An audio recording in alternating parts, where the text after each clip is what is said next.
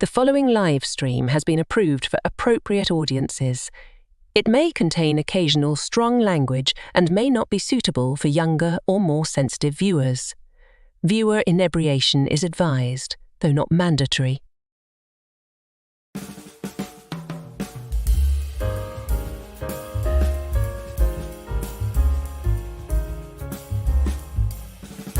Good evening, happy Friday, and welcome to Last Call, where we celebrate the weekend and forget about a brutal, brutal week. And we have something to really celebrate tonight, because we are joined by a good friend of ours, author of the Keeper of the Sin series, Chad Bednar. We're going to find out how he started writing, where he got the idea for a vampire who works for the Vatican, and what the ETA is on the next book. So top off your glasses, tell me what you're sipping on in the chat, and we'll get this Carnarvon wagon rolling right now.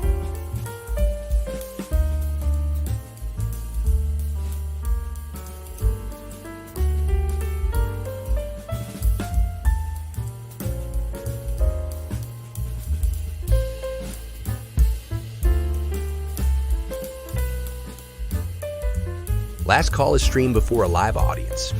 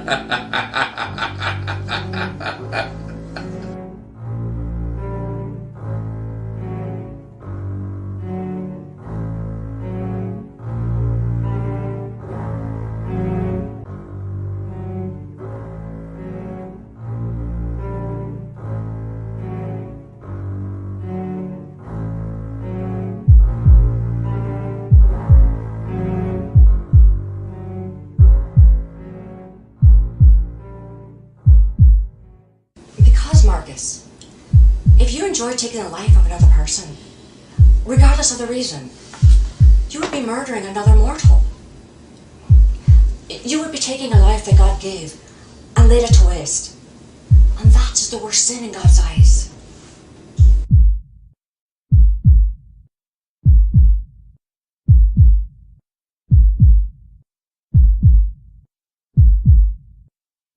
And you, an immortal, your sanity will be a delicacy.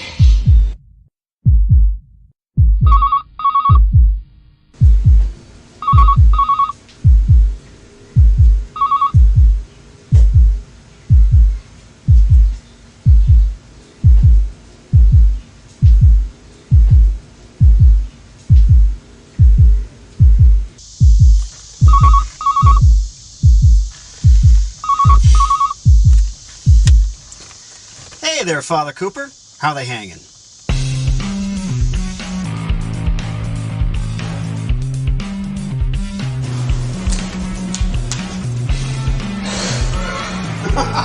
Holy hell! What do you see down there? They're tied up with rope. Yeah, not rope. Some kind of webbing or tendons. All right, first one's coming out. No! Find some other way out from down there. It's a hole, Marcus. You don't make an opening to the street from a hole. This was a mistake. You are an embarrassment to the church and an abomination to God!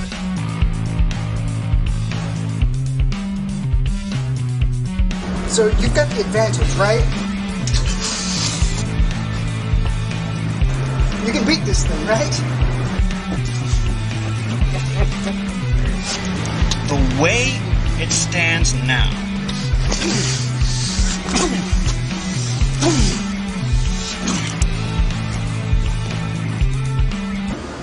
don't have a chance.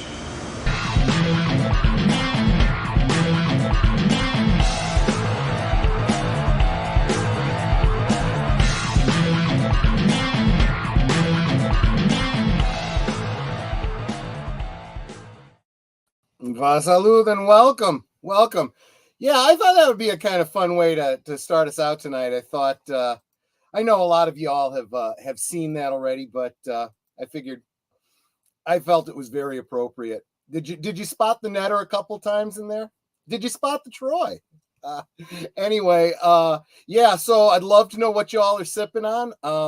I myself, just because I always have some sort of a. Quality is our legacy. Handcrafted, barrel aged. Go ahead, you deserve it. Glen Gooley, for the best of times.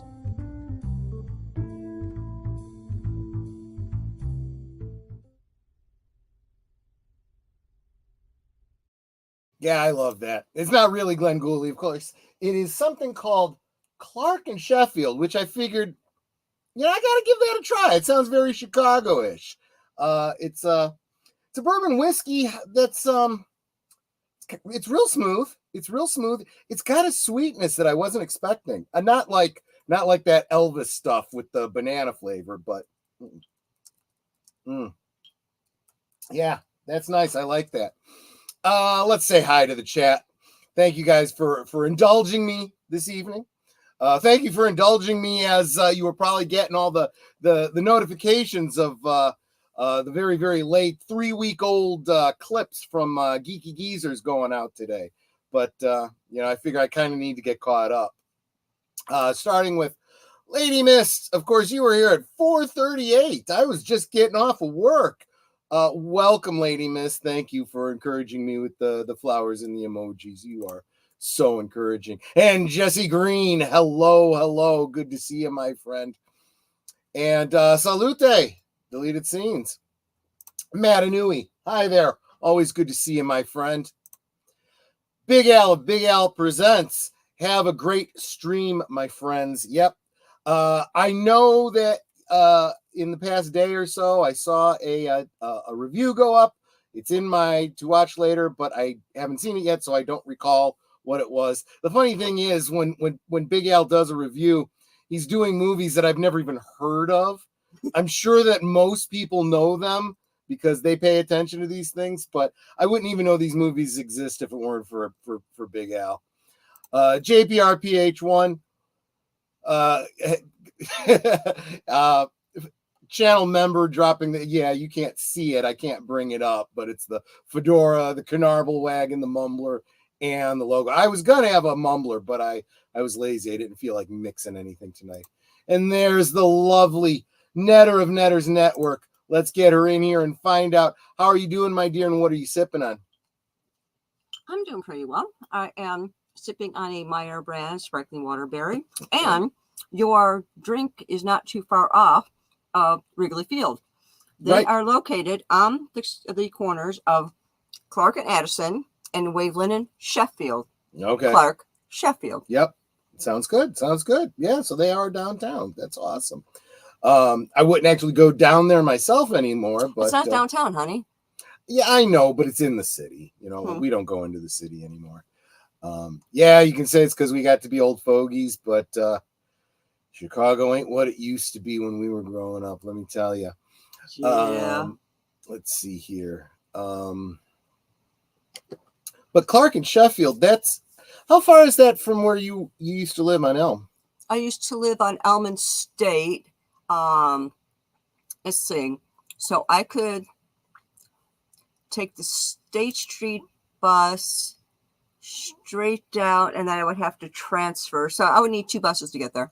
Okay, so it's not really that close. No, it's not walking distance. There you go. And Age of Boomer, Actually, how are you doing, my friend? And what are you sipping on? I got an unsweet tea. Does that mean you have to work tomorrow? Actually, I don't, but I'm just trying to take it easy because it was a weird couple Because you days. got to look out for me, right? No, luckily I do not have to. I I was supposed to, but we're not going in tomorrow, so that's good. I can rest up. That's good. Yeah, that is good. Well, they were expecting a lot of you this week, and I'm glad. No, you want to give everyone a quick update so that they know you're okay. Oh no, I'm fine. Family's fine. House is fine. Not that. So we got lucky. Some people obviously did not get lucky during this hurricane. You know, right. our thoughts and prayers should be with them right now. But yeah, I'm okay. Mm-hmm. Yeah, good. And actually, I was wrong. It is 15 minutes from my old apartment to Wrigley Field. Yep. There you go.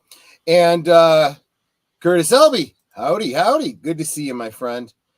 And Daniel Barry, Sports Highlights. Hey, everyone. Happy Friday. Happy Friday to you too, Daniel. Salute.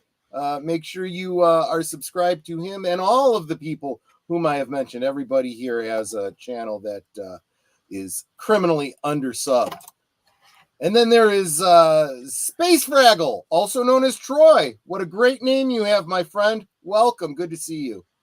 No, you're the second Troy that I know. There you go. It's not as common a name as I would have thought it would be.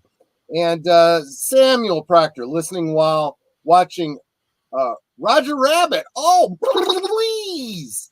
That's awesome. That is awesome. I am so glad you are here, Samuel. As I am honored that Mark Malnikoff is here.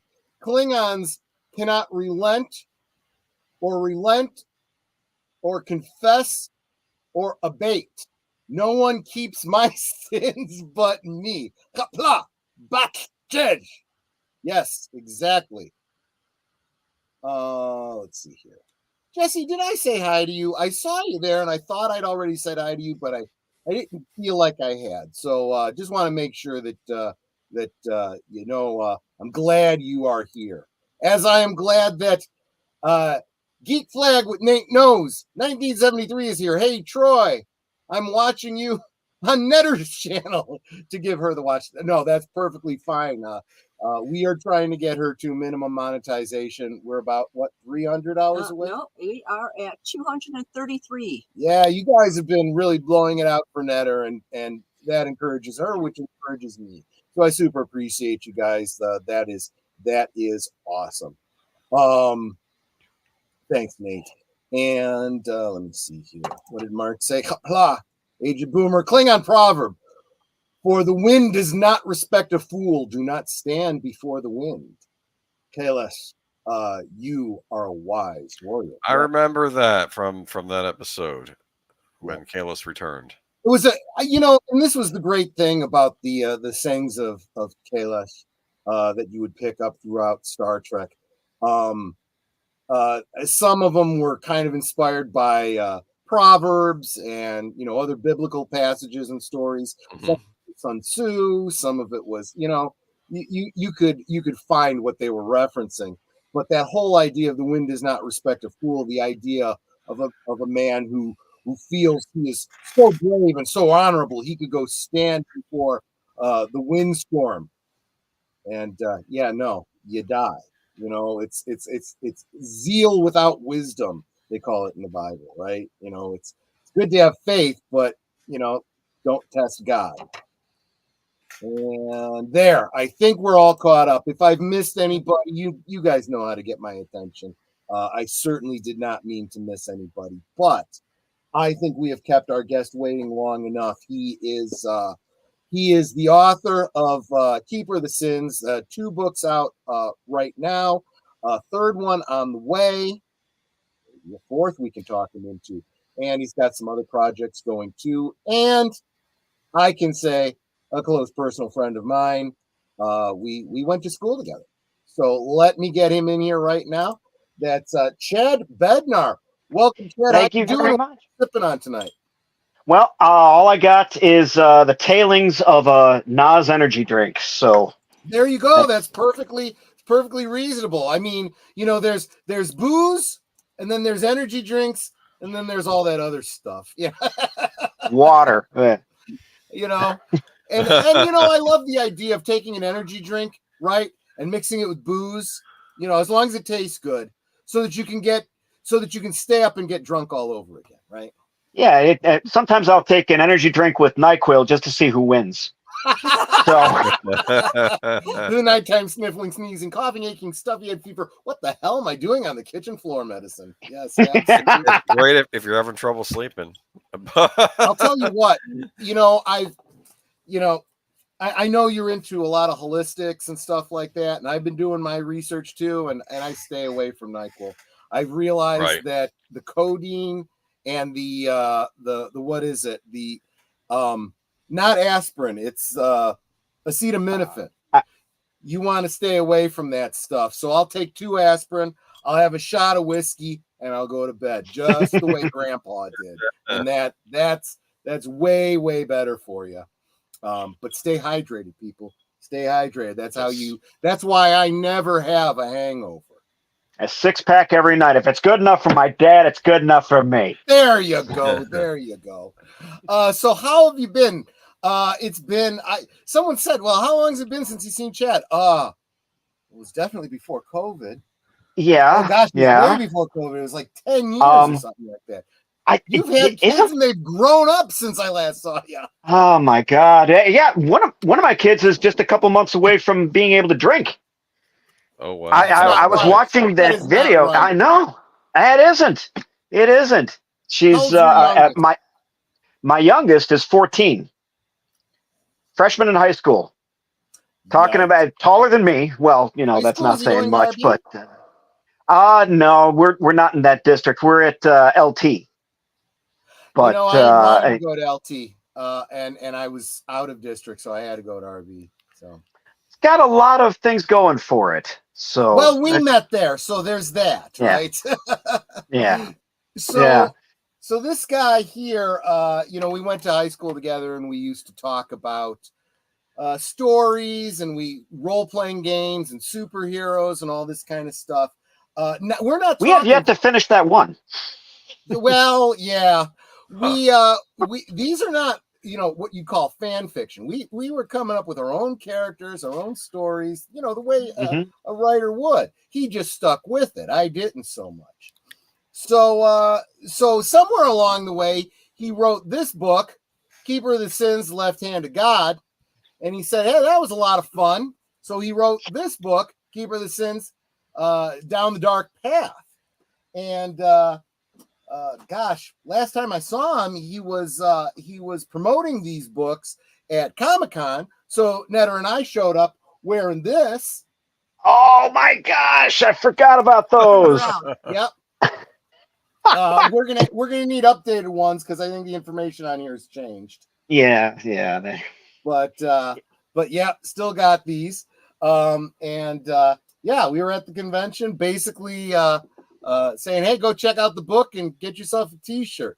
And so there you go. You saw the little promo that Netter and I were in. So how many times did Netter appear in the short little video that we watched? Yeah. Let's see how many people get Somebody start throwing in numbers. See who. I'm going to guess. Right first. I'll put my of course. I think I know the second person, but but I'm just going to say.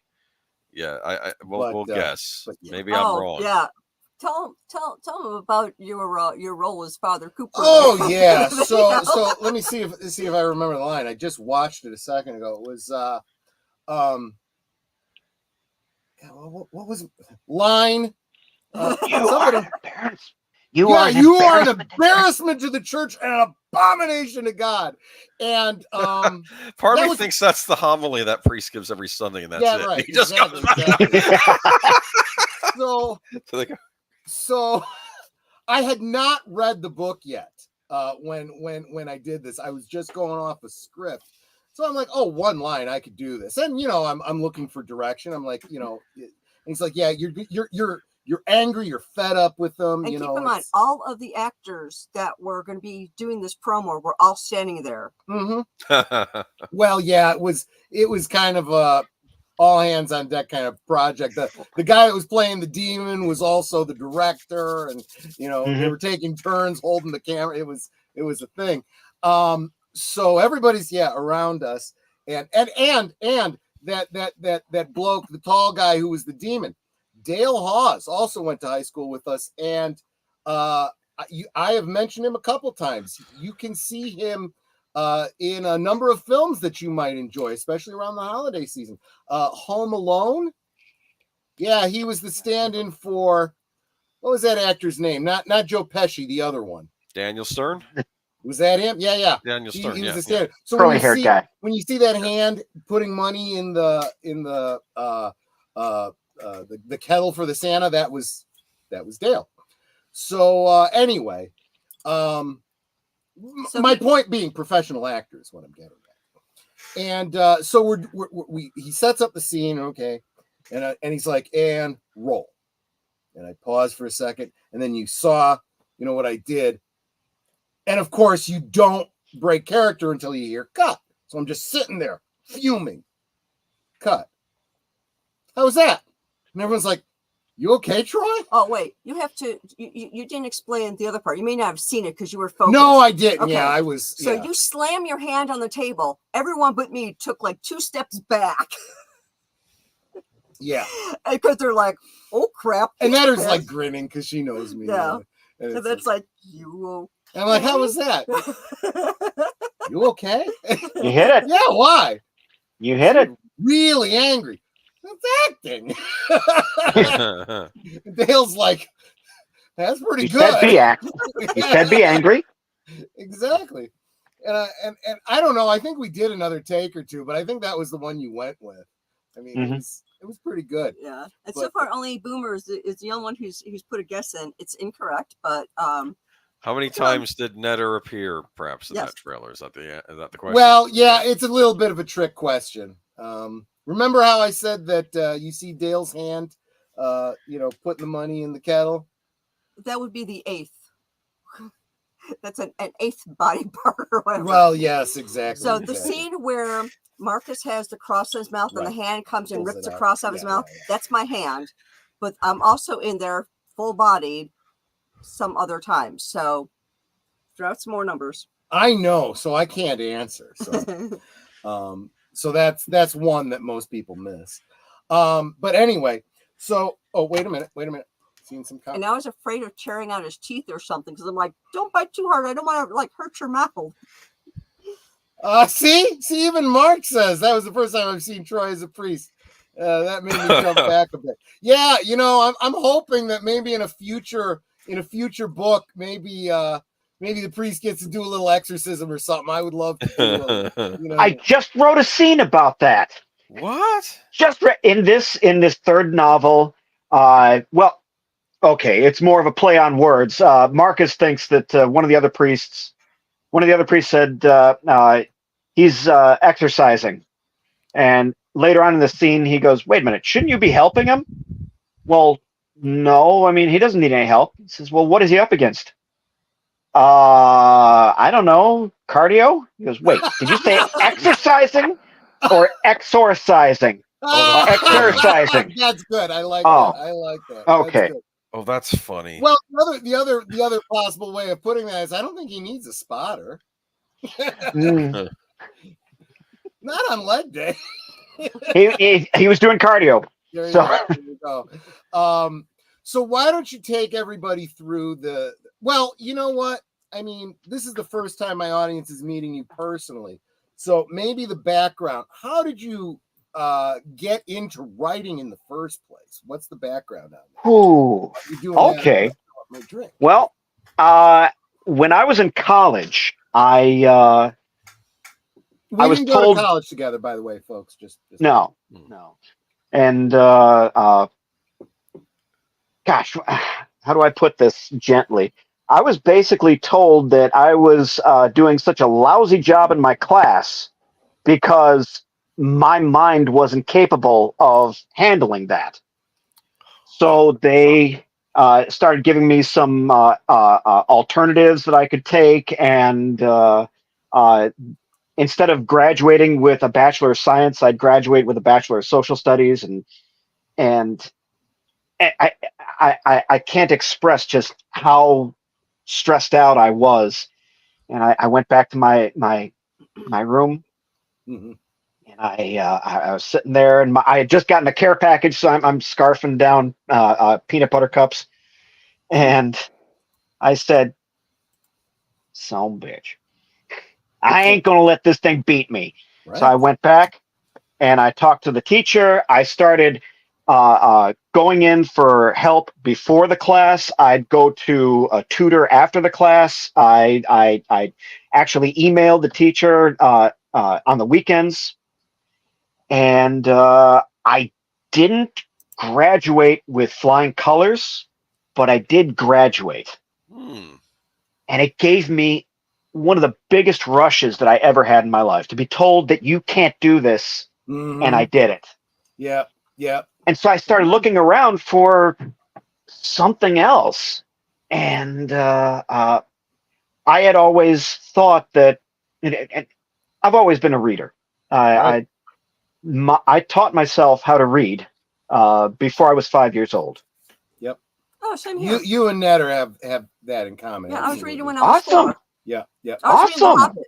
What were you reading? I was reading The Hobbit. Oh, well, the first inkling that my mother had that I could read was she was walking me through the store, and I was going, Cocoa Puffs and flour and this and that and the other. And then I started saying, employees must wash hands and stuff like that.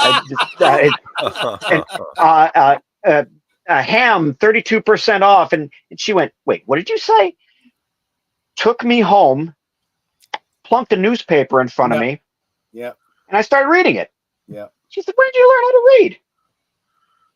Oh, so, and my dad came home. She said, "Watch this," and like, now I'm like a sideshow, and just putting things in my hand. I'm reading it, and I don't know. I didn't even remember what I first read. Yeah. But I was always a reader, and I hated writing. I said, you know what? I've got all these ideas. I've got all these concepts. I know how a story is supposed to work. I started doing research on how to write. My first attempt was awful. It always Horrible. is, right? It always Oh my God. I went back and I looked at it. It was about how I wanted to bring my favorite character, Achilles, back into modern I day. remember Achilles, yes. Oh, wow. Yes. Okay. And he was going to be a vampire. Yeah, big surprise there. Yep. But I ended up doing everything wrong that I could have. If heavy on the cliches, you could see what was coming. I made him so powerful that nobody could touch him. And give yourself a break, though. You were pretty young at the time. In high school, you make all the mistakes, right? Yes, and I made sure I made every single one of them. Yes, you did. I just went down the list, made every. But where this book comes from is years later, when I was working on something else entirely, I heard about this contest, and for a short story, and it's got to be more dramatic. It's got to be this, got to be that, X amount of words. And I said, there was this scene in my first novel that I never got a chance to really embellish. Sure. So I went back and I thought about the scene, and I figured, okay, no cliches. Right. A little bit of backstory. Let's make him a little bit less powerful. And when I was done, I read it to my wife. She said, that's pretty good. I said, you don't have to sound so surprised, but okay. Well, good. She's not candy coating things. That's no. Yeah, I've read things to her before, and she's gone, read that again. Yeah, that didn't make any sense. No, I don't like that. No, I get it. When it makes sense in your head, but you put it down in words and you did not communicate everything that's in your head. That's the problem. Yeah. Real quick, going back to the whole exorcism thing, Samuel Proctor is asking, how good is your Latin, Troy? Better than you might think. and specifically ecclesiastical Latin. When I was in grade school, I was an altar boy, and although they didn't do the masses in Latin, they still had the missalettes in Latin on one side, English on the other. So I was always reading Latin. I was always very interested. But when you read Latin, it's not the same as pronouncing Latin. So then my first year in college, I audited a class in Italian and always just assumed that, if I could pronounce things in Italian, Latin was going to be pretty much the same. It's not. So if I speak Latin, it's going to be with a very weird kind of accent, but I can learn pretty quickly if there's a script given to me. Let's put it that way. I know pu and puella, girl and boy. Oh. Yeah, exactly. Two more than me. Good.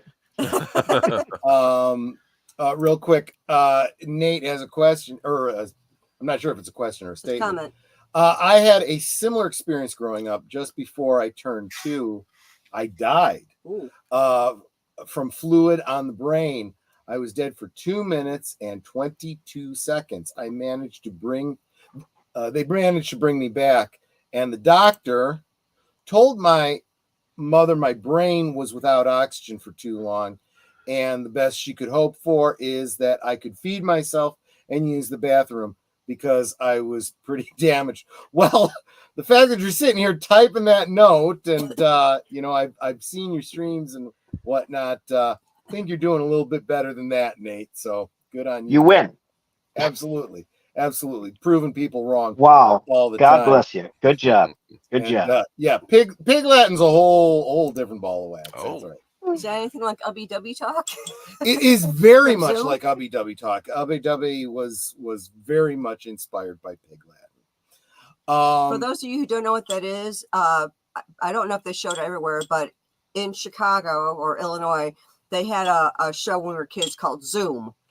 And one of the things on the show was they would do Ubby Dubby talk, which I can't remember how it goes. So first you have to understand that Zoom was kind of like a PBS version of, I guess you could compare it to the Mouseketeers or something like that. Oh my! It was a kids show, on PBS. They tried to be educational. I'm sure it was like Sesame Street in that it was probably carried by the PBS in your local area. Those of us that grew up in the 70s remember how you could write into Zoom. Yes. Write Zoom, ZOOM, box 350, Boston, Mass. 02134. Send it to Zoom. What? Boy, I forgot all about that. Huh? Yeah, fuzzy memories, right? And then Yeah. says we're gonna zoom. We're gonna zoom. Yeah, maybe do a With little that orange and yellow on that later on. Yeah, that's big orange and yellow set. Mm-hmm. Yeah, exactly. Well, I know that they kind of tried reviving it in the mid to late 80s. I remember my brother watching it, and it wasn't very good. Yeah, they were trying to keep up to date, and it's like, no, in the 70s you can get away with being, a complete dork. In the 80s, not so much. So, yeah. And the only thing I remember from the Ubby Dubby talk was "Hubby fra Benz." That's it. I don't remember anything else from it. I think if you just from that, you could probably figure out in the Pig Latin way how it's done. You could probably, But anyway, we've gotten completely off topic, and this is what happens when I drink. So we got the premise. What put you over the hump to publish? And when did that happen in relationship to college? It was long after college. It was actually after I got married. I wrote this novel. I finally found my voice. I think I had written 6 books by then. And I finally got it. I figured out the right equation to a mindset and practice and, of all things, screen size. Yes. And writing and getting the sentence and getting myself into the groove. and there was a guy that I knew in my writers group. Oh, that's another thing. If anybody is writing out there, you really need somebody to bounce against. You really need somebody to practice, to hone your craft against. So I found this great writers group in Naperville, and a published author named Earl Merkel. Mm-hmm. And so I came to him, and he published 5 or 6 pretty decent sized novels, pretty decent commanding novels. And I came to him, do you have anybody you might be able to, please, sir, I'd like some more. And so do you know anybody who might want to do this for money? He said, oh, I'll do it for free. Wow. So he looked through it, and we were supposed to meet the next week. And okay, all right, settle down, Chad. He hasn't read it in that amount of time. He's got too much to do. He's got too much to get Chad, to. I'm sorry. I have to interrupt you real quick because I realized I had forgotten to say hi to PJ of Orville Nation. I don't even know if he's still here. He is very much responsible for much of my success on this channel. And mine. So, absolutely. And, of course, the bird woman of YouTube, Connie Cleary, welcome. And Tim. Oh, yes, absolutely. There's a topic. Yes, there is a topic. We're chatting with my friend Chad. Chad and I went to school together. He's a published author, and you might want to go back and watch the beginning too. You'll get a kick out of the promo video. And by the way, Tim likes the office or whatever it is that you're sitting in, Chad. You know what? I would say unless you're giving me like a $50 chat, I think I would only entertain that idea for a VIP membership request. I think that's do you really want to see me without my beard? I might be willing to do it for the right price. He'll look a good 10, 15 years younger. Salute, the Clue channel. It's good to see you, my friend. And thank you for the super chat. Yes, absolutely. You guys buying me drinks over the past couple weeks. I pretty much spent that at Binny's last weekend. That's why I've got this. What is it? Sheffield, Clark and Sheffield. I got another handle of Kraken. I even got myself some peach schnapps just on a whim because you guys were so generous. I super appreciate you guys. Notice that was all for him. Well, because you're pretty much stocked on the Malibu, so I mean, I have one bottle, a small one. For you, that's stocked. You don't drink that much. I try to get her drunk. I really do. Anyway. Malibu with pineapple schnapps. You got yourself pina colada there. No, we have done pineapple juice. We've done it with pineapple juice. We've done it with orange juice. Did not think pineapple schnapps. That's a great idea. I might have to try that now. I'm a pretty big fan of schnapps. Yeah. Sometimes I was my famous drink that my wife knows about is I had Wilderberry schnapps. It's really sweet. It's really invasive, kind of annoying. But I'm looking how to drink this down. I get when I get drunk. Awesome. But started putting put it in there, doused it down with some vodka. Yeah. My new drink is a good swift kick to the Wilderberries. I love it. I love it. That's great. So, without getting too deep into a story here, I was there for Chad's bachelor party. Not quite as exciting as you would expect because Chad and I were pretty we were gentlemen. And so any stories you've heard about that particular night, probably extremely exaggerated. Yeah, I wasn't there. So yeah. True. Yeah. I'd have told you about it. No. I did. Not for lack of trying on your brother's part, as I recall. Yeah. He knew the bar scene very, very, very well. Still does, as far as I know. Don't get me wrong. We absolutely drank. Oh, yeah. Oh, yeah. I remember that I had to beg the bartender to give me a glass of water, and everybody tried to take it away from me. That's not Gather right. around. Okay, if I was one of those, that's because I hadn't learned. I've learned since then. You do have to. You have a drink, you have some water. Mhm. You have another drink, you have some water, because Oh, no. it doesn't You were- dilute the alcohol. It just keeps you from getting dehydrated, so you don't get a headache. You know. Oh, yeah. But everybody else was. Well, But it's like yeah, I did that no. I did that at a bar once. Somebody kept buying me drinks, and I could feel that I was getting drunk. Mm-hmm. So I went to the side of the bar, away from where the people were that were buying me drinks. And I said to the bartender, I was like, "Can you just give me water? No ice." Well, I said, "You could do ice." I said, "But if anyone asks, you're giving me vodka, but it's really just water." I said, "I can't drink any more alcohol. I'm getting drunk. I'm feeling nauseous. Please just give me water." He's like, "No worries, lady." So for the rest of the night, he gave me water, and they thought I was drinking vodka. There you go.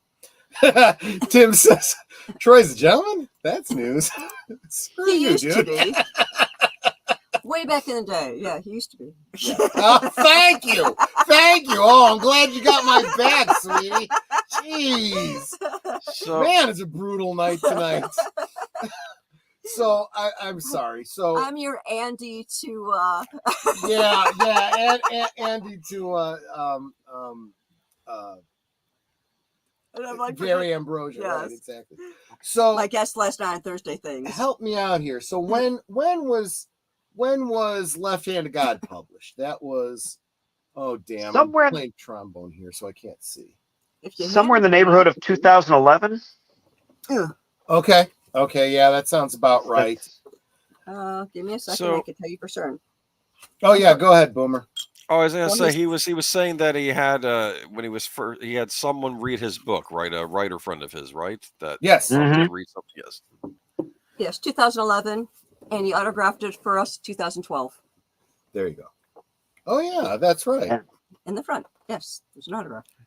Yeah, that was a good convention you guys came to. And I appreciated all the backup you guys gave me. Yeah, it Troy was and fun. Netter, really appreciate your help, but I lost sales because of you. It does not say that. No, it does not. Just playing. Appreciate you coming. Too bad you won't be able to make it next time. Hey, now go away. Take the shirt. Just go. Yeah, that was part of it. I put the shirt on and I'm walking around the convention. It's free advertising. Yes, absolutely. Yeah. And then I'm like, yeah, go over to this booth. You can get this book. Yep. Yeah. So after you have a professional read it, how devastating is that? Because I'm sure there was a revision after that. It was nerve-wracking. Well, actually, it was nerve-wracking. I had things to talk about with him because I was going to make sure that I sat down next to him. I walk in and my book, the loose papers are sitting on his desk. He's talking to somebody else, turns, looks at me, and he goes, "This needs to be out there now." Nice. Wow. Nice. Oh, That's all right. I'm leaving. That's all I needed to hear. The truth I'm is, leaving on a though, good note. The truth But- is, though, that as scripture says, many advisors make victory assured. Sure enough, we got a copy of your first print of the book. Netter reads it. You tell this story, Netter. Your first read of the first edition. Oh, yeah. Actually, no, it was the second one that had the thing at. So I'm reading through it and I'm like, oh, this is so good. And I'm like, wait a minute. I read one part, went back a couple chapters to see a description of something, came back. I'm like, yeah, this is kind of, So the scene I'm talking about is Marcus is running down a hallway and it says something about him in his loafers, or he bends to his shoe, if I recall correctly. And I went back a couple of chapters. I'm like, here it says he's wearing loafers. You don't tie loafers. And So based on the narrative, there had not been enough time that he would have changed his shoes. Yeah. So it's like, you might want to update this in future ones. which I believe you did, as a matter of fact. Or at least you Did? said you had. I don't know. But because I still have that old edition. But here's the thing. That is not what we see coming out of Hollywood and the entertainment industry these days. I would love to see this made into a movie. Oh yeah, absolutely. The book is so much fun. But the idea of both of them, the idea of continuity like that, and this is Script Doctor. Those of you that follow Midnight's Edge and Script Doctor in particular, he's a professional who works in the industry out of Canada. He works with Hollywood a lot, though. Was specifically saying that when fans get upset about continuity, right? In this movie you establish this, therefore, you can't go back on that later on. It's not acceptable for a writer to say, well, it's fiction, I can do whatever I want. No, because these are your own fictional rules you created. You need to stick to it. So when the real modern audience is watching Star Wars or Star Trek or the Marvels or whatever it is, and say, wait a minute, you already said this is how this works. You can't go back and change that now. Yeah, well, this is my story. No, it's not. No, it's not. This is whatever the franchise is. You have rules to follow. Now, when we're talking about Marcus and we're talking about, the Keeper of the Sins, obviously that is Chad Bednar's, but he wants to keep his integrity too. So yeah. And I have broken that. In fact, I went back to see the names of the boy and the girl that were Bong's children. I was going to reference it in the third novel. I went back in the second novel. All right, he had a boy and a girl. And flip. Here it says he's got 3 girls. Went back to the first one. Flip. There he's got a boy and a girl. Crap. I don't know if I made this suggestion to you before, Chad, but well, Make if notes. Didn't, I should have done, and I am now. Something to think about. Start thinking about putting together a wiki for your book. That's a good idea. Encyclopedia that and Netter and I could probably contribute to it because that's how wikis work. People can go in and edit it and whatnot. Marcus was wearing loafers. Yeah, well, yes. But the point being, every time as you're reading a book, you see a new character, you create a new entry. Every time you learn a new detail about it, you go write it into the wiki. And then it becomes a dynamic reference that you and your audience can continually go back to. I don't know this for certain, but I strongly suspect that George Martin He's does taking this. Notes now. That George. This is the closest. Yeah. There you go. This is my wiki for now. Well, but it makes a lot more sense to put it online.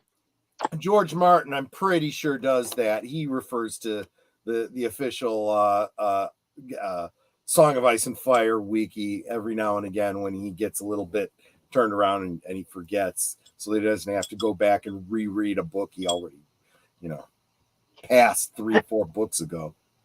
I am putting that in a note. All right. Now, I cannot make a recommendation of which site to use. I know there's a number of them. Some are better than others. You might want to do a little research on that. But the idea of the wiki is sound. So very sound. I appreciate that. That's good. And then you can link that on your this is a great opportunity. Make sure everybody down in the description below, of course, is Chad's YouTube page. Right now, the only thing he's got there is that promotional video that you saw at the beginning, but I'm sure there will be other stuff there eventually. Also his web page, which will allow you to stay up to date with the books and when they come out and so forth, all the news and so forth. And like I was going to say, that would be a great place to put a link so that people can go check out the wiki once it gets started and contribute to it, So we've got. Why don't you give a very brief background of Marcus, what he's all about, and the two books? Not no spoilers, just to wet people's whistles. Okay. His background. He's born in Central Europe 400 some odd years ago. And he was the youngest and smallest child of his family. Oh wait, how much further do you? How much of a background do you want? I would just caution against spoilers for the stories. I think whatever you feel like is fine. All right. Well, he was the youngest and smallest of like 13, 15 kids, and his parents ended up selling him just to try to make ends meet. And wait, just so I have it in. We're talking about 1600s here, right? Yes. Okay. Yeah. Okay. Back in the days when losing a baby was about as tragic as losing a milking cow. Because it was so common. Yeah. He's doing his labor at a larger farm, and one day they're all lined up. He gets a cursory once over from this nebulous a person in regal robes who chooses him and a few other people, a few other kids. He's taken to another place where he is fattened up. He's worked out. He's allowed to flesh out. He's taught tactics. He's taught fighting. He's allowed to build up. And then he's turned into a vampire. Nice. So he becomes a foot soldier for a very wealthy family, a very wealthy vampire family. Years later, vampire clans clashing. He's the only survivor of an attack, and he does what any vampire would do when the upper echelon is gone. He wants to make his own family. He sneaks into a town and he starts to seduce an older widow there because of her wealth, because of her three sons. But the strange thing was, there was this little girl that loved him, and he couldn't explain why. He just kind of pushed her away, didn't really need her. She was kind of sickly. He didn't really have any use for her. But she still just had this need to be near him. And, well, he was discovered, and the town went to put him to death along with his newly formed clan. This is why there's value in the masquerade. Don't let people, know that vampires are real and stuff like that. Anyway. And in the very last moment, the little girl gave her life for him. And something inside of him snapped as he's holding her dying body. And it's like embers were lit against the last of his soul. He found that he couldn't prey on humans anymore. He found that he couldn't be a vampire anymore. He had no course of action. His rudder was completely gone. And that's when the church he was corrupted by him. Good, is what you're saying. Huh. Yeah. Yeah. Maybe it'd be the opposite of being corrupted, right? Well, yeah. From his perspective, it's interesting you brought that up. I do have a parallel of that, but it's more along the lines of the artifact that he uses is this beaten up cleaver with an older cross buried in the middle of it. And that cross is a historic artifact. It's a tainted artifact, but it's also a holy artifact because it was cursed by the devil. There you go. And if you think about it, in a sick kind of way, a devil's curse is akin to God's blessing. Right. Right. Just the opposite. Yeah, exactly. So because of its nature, he can use it. And because of its essence, what did I say? Because of its nature, he can use it. Because of its essence, he can use it to fight his own kind. Yeah, exactly. I get it. So unlike a holy artifact, which he can't handle, he can handle this. So he has a crisis of conscience. Mm-hmm. Is that what leads him to the Vatican? I haven't even decided. He does something for a town, and I think he saves them, and that's what brings the Vatican in and noticing what he's doing. Yeah.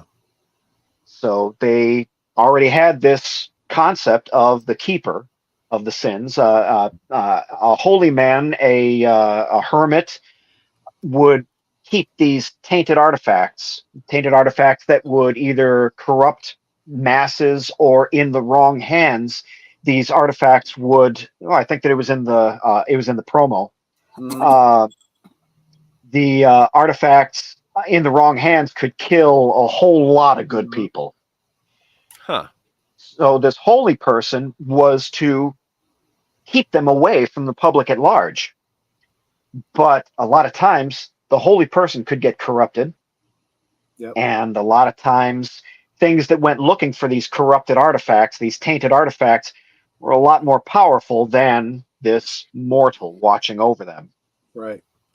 So they thought that this vampire with a conscience, not sure if he's got a soul, but he's at least got a conscience. He feels guilty about what he did. He did this for this town. Let's try him out in this position. Mm-hmm. And he ended up being a very successful keeper for like 100 years. So the promo that we were looking at talked about a modern church, a modern Vatican, dealing with modern politics. How does that manifest in the story? Or again, any question I ask you, if it takes you into spoiler territory, let's just shut that down. Well, it's not so much a spoiler yet. I'm still fleshing out the world that's in the Keeper of the Sins. Not to grate on anybody's nerves, but the Vatican and the Catholic Church has had some drastic changes in the very recent future, recent past. So since you went there, let's if you're willing to get into it, you like myself grew up with that sort of denominational, maybe saying appreciation might be going a bit far, but you kind of changed denominations when you met your wife. It's actually gone farther than that. I was raised an atheist. Oh, I did not know this about you. Yeah, I was raised as an atheist. There was one time I said, why don't we pray before dinner? And man, they yelled me down. Wow. So, yeah, I was raised an atheist. I became an agnostic. And I did a lot of research into different religions. Uh-huh. And when I met my wife, we spoke at length about religion, and I actually got baptized as Orthodox. Yeah, you made the joke about being baptized in olive oil, and I kind of that seriously. I'm like, wait, really? You know that scene in Big Fat Greek Wedding where she smears them down with olive oil? That's real. Huh. I guess when they dunked me under, I didn't get wet. So, interesting. Real quick, let me say hi to LDG. Free the net. Welcome, my friend. We're talking with Chad Bednar, an old friend of mine who is an author of the Keeper of the Sin series, and he's telling us a little bit about how he became an author, how he came up with the character, and a little bit of the background of the story. I would say, especially in the very modern day, even a lot of Catholics are really struggling with some things that are going on in the Catholic Church in the past decade or so. I can honestly say that I mentioned earlier in the stream, as a boy, I was an altar boy. When I got to college, as often happens, probably went through an agnostic period. But after I got married and went to work, somebody reached out to me, invited me to church, and got baptized into a non-denominational church. First time I really got into studying the Bible, which is a surprise, having gone to a Catholic school, but Catholics are not real big on reading the Bible, regardless of what you might believe or what you might have been told. Yeah, it's like there was one service we went to. I forget why we were in this particular Catholic church, but the priest was giving this really great sermon, and so afterwards I asked him, it's like, can you tell me where in the Bible that is? I'd like to read more about it. It sounded really interesting. And he just goes, it's in there.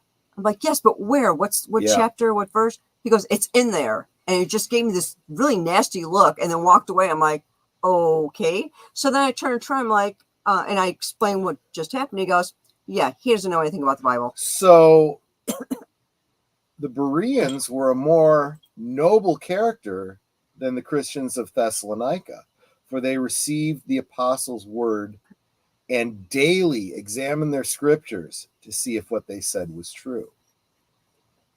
That's scripture, guys. That's the word of God.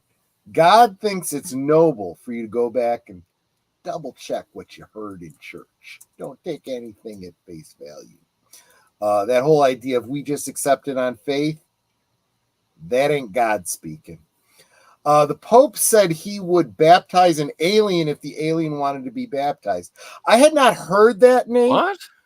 I had not heard that, but I did have a friend in the non-denominational church he may have changed his opinion since then, but at the time he speculated that there couldn't possibly be aliens, extraterrestrial life, because if there were, the great command to spread the word of God would be impossible for humans. I can only think of I'm just picturing as you're talking about that hopefully they're not aliens like the series Alien Nation where salt water's like acid to them. That would be a horrible ending to that. I will rewatch that on my channel sometime. I remember that show. That was a great show. It was a great movie, and I've got a great personal story about that movie. I'll have to do that some other time. But yes, no, I think this is probably the least of people's concerns regarding. Because I mean, it's an interesting philosophical discussion. Is it not incumbent on somebody to spread the word of God even to someone who's not native to Earth? Right? If Jesus died for the sins of everyone, wouldn't that include people that weren't born on Earth? Of course, then. Every time I brought this up, the question is, well, what about all the aliens that didn't know about God until they met humans? Well, there's a scripture for that too. It says those who have lived apart from the scripture will be judged apart from the scripture. In other words, if you never heard of God and never had it preached to you, God is not going to judge you harshly for not following his word. It would be completely unfair of him to do so. Anyway, just getting into my my deep dive into the Bible. I don't normally do this on my channel, but we are talking about a vampire who works for the Vatican. So yeah, so he's employed by them, but there's some no. Wait a minute. Not specifically employed by the Vatican. He's not employed. What does he do? You wanna yeah, we wanna go into explain that, Chad? He is not employed. He does not want to be influenced by them. He's accrued a massive wealth on his own. And he just plain old fashioned says, yeah, I don't owe you anything.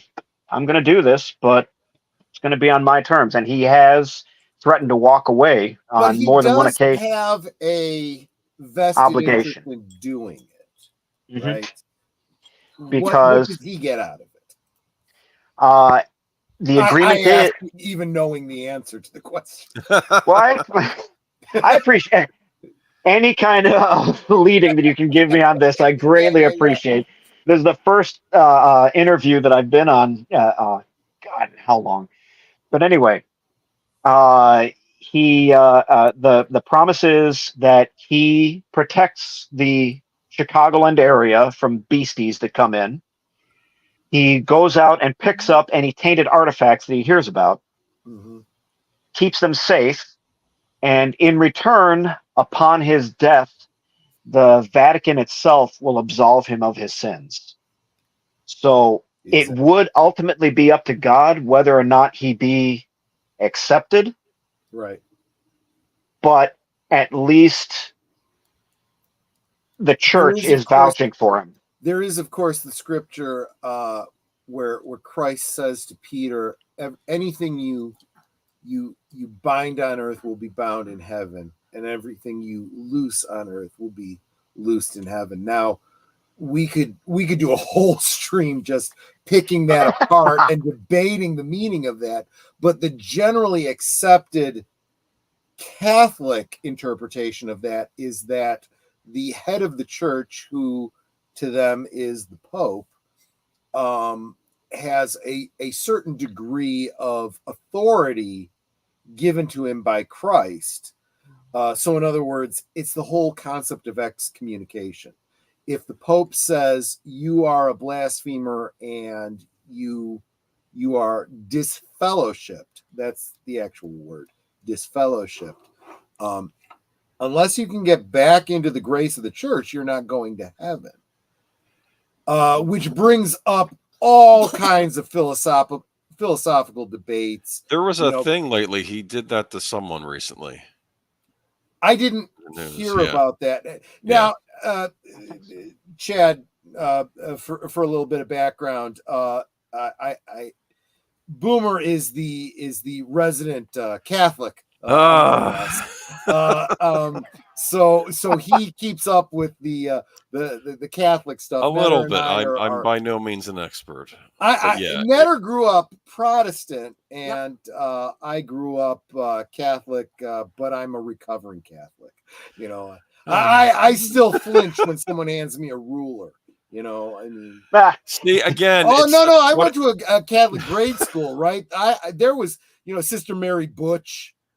She had a tattoo, born to raise Lazarus. I mean, oh gosh, I mean, no, I'm not even kidding. I think the reason that I'm bald is because she used to grab me by the tuft of my hair. Or she'd grab me by the ear. I kid you not. This was in the 70s, early 80s. Yeah.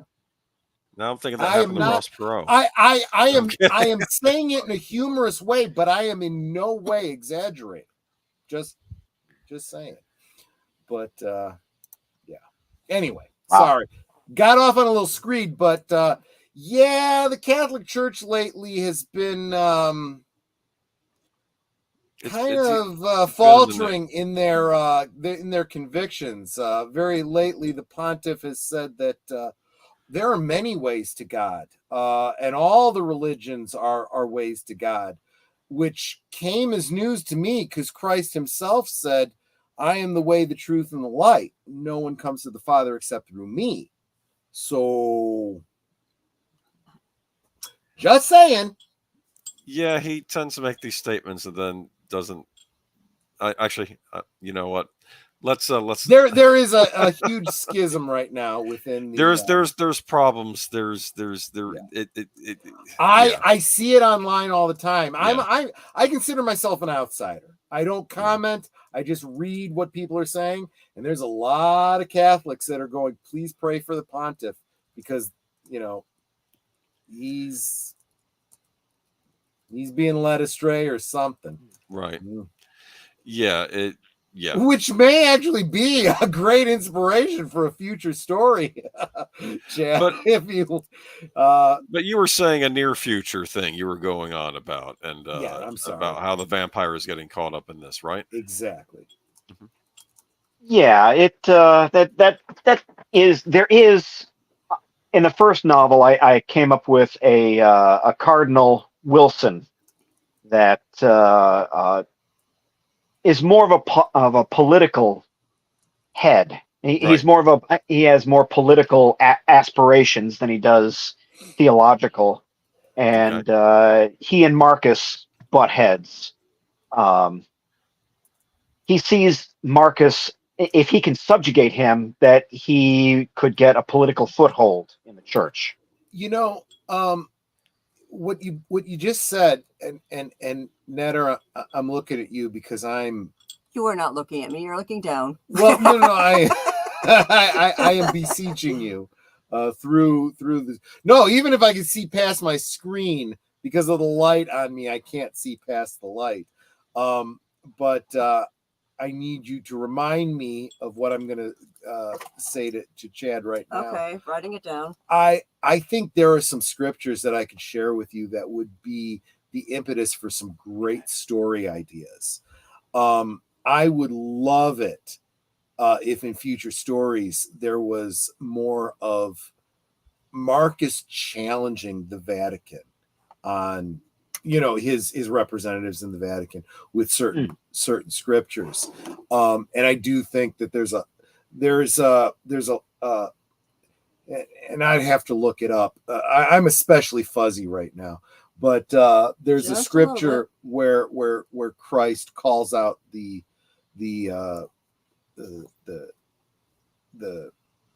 money, the Jewish hierarchy, Pharisees. The Pharisees, thank you.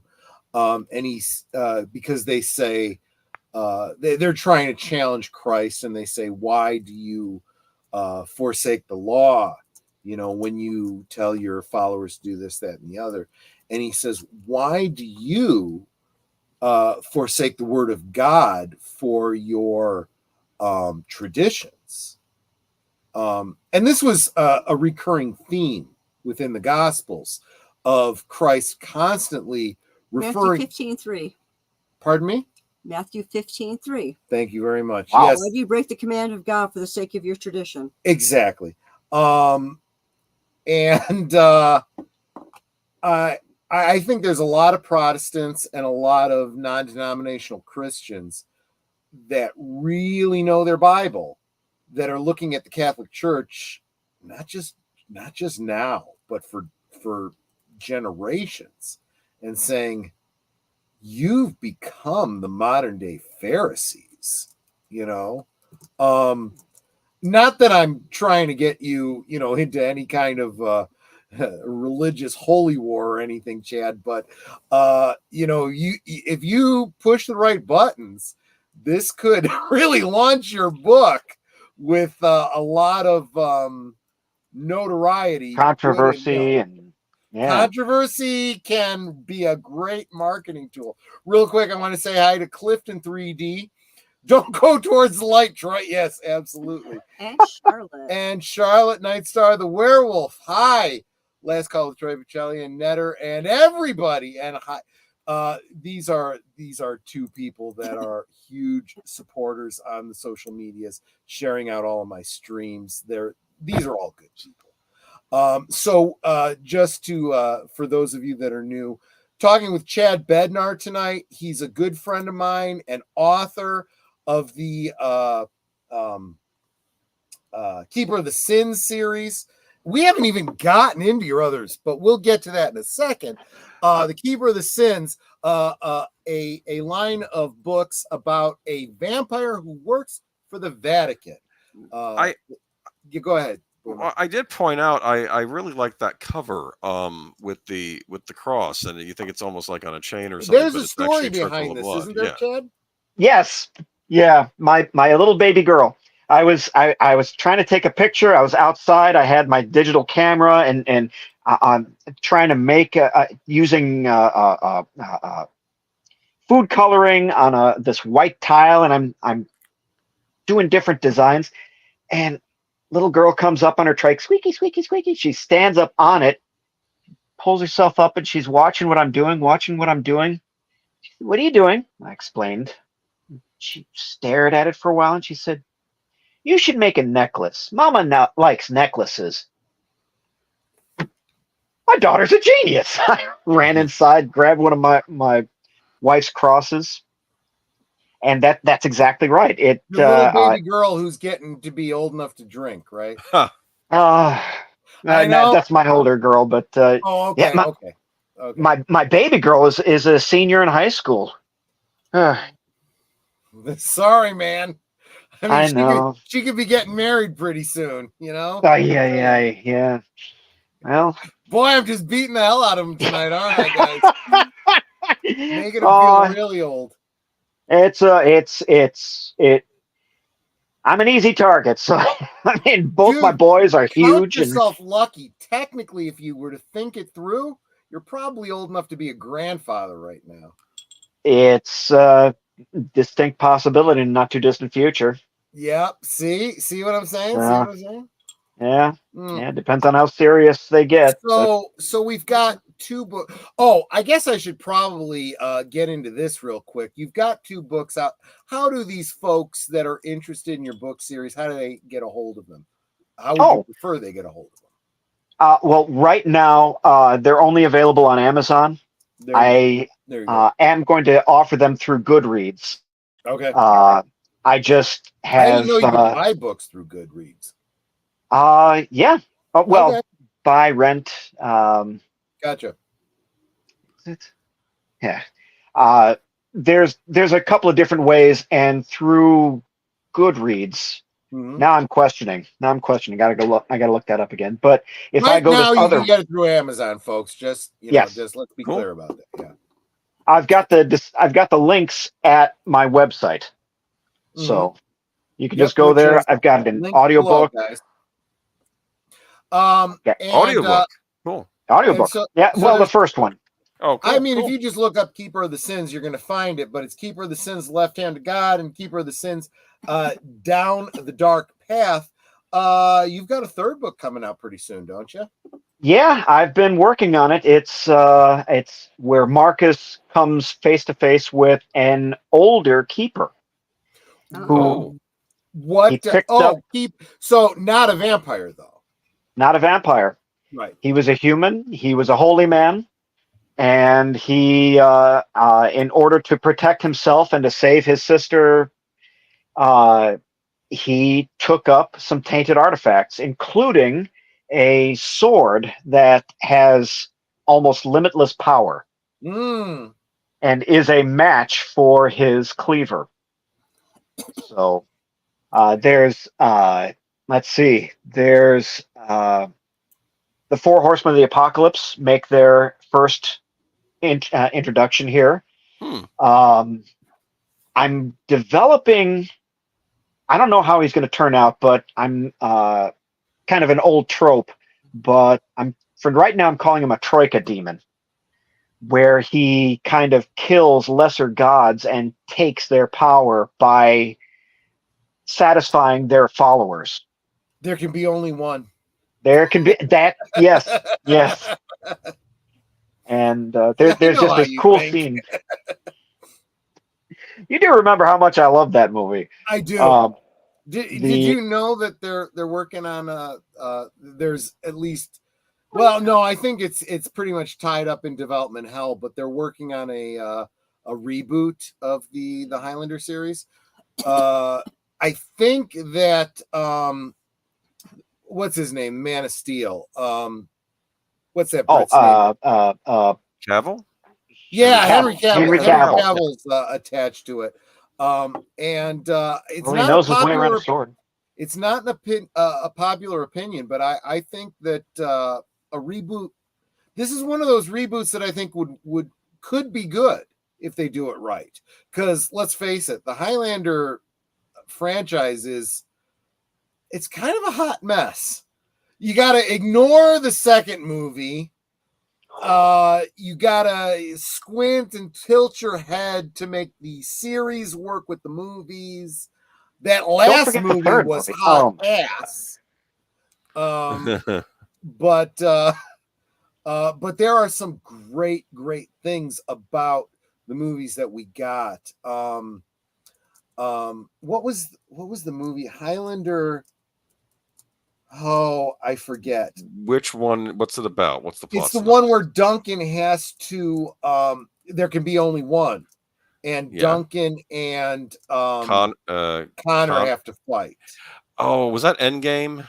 Yes, thank you. Or maybe it wasn't Endgame. It was something. Maybe it wasn't. Endgame had me freaking just ugly crying. Yeah, because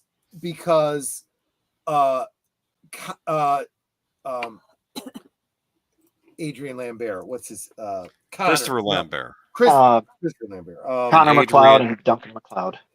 Right. And Connor McLeod, he forces Duncan to fight him. He says there can be only one.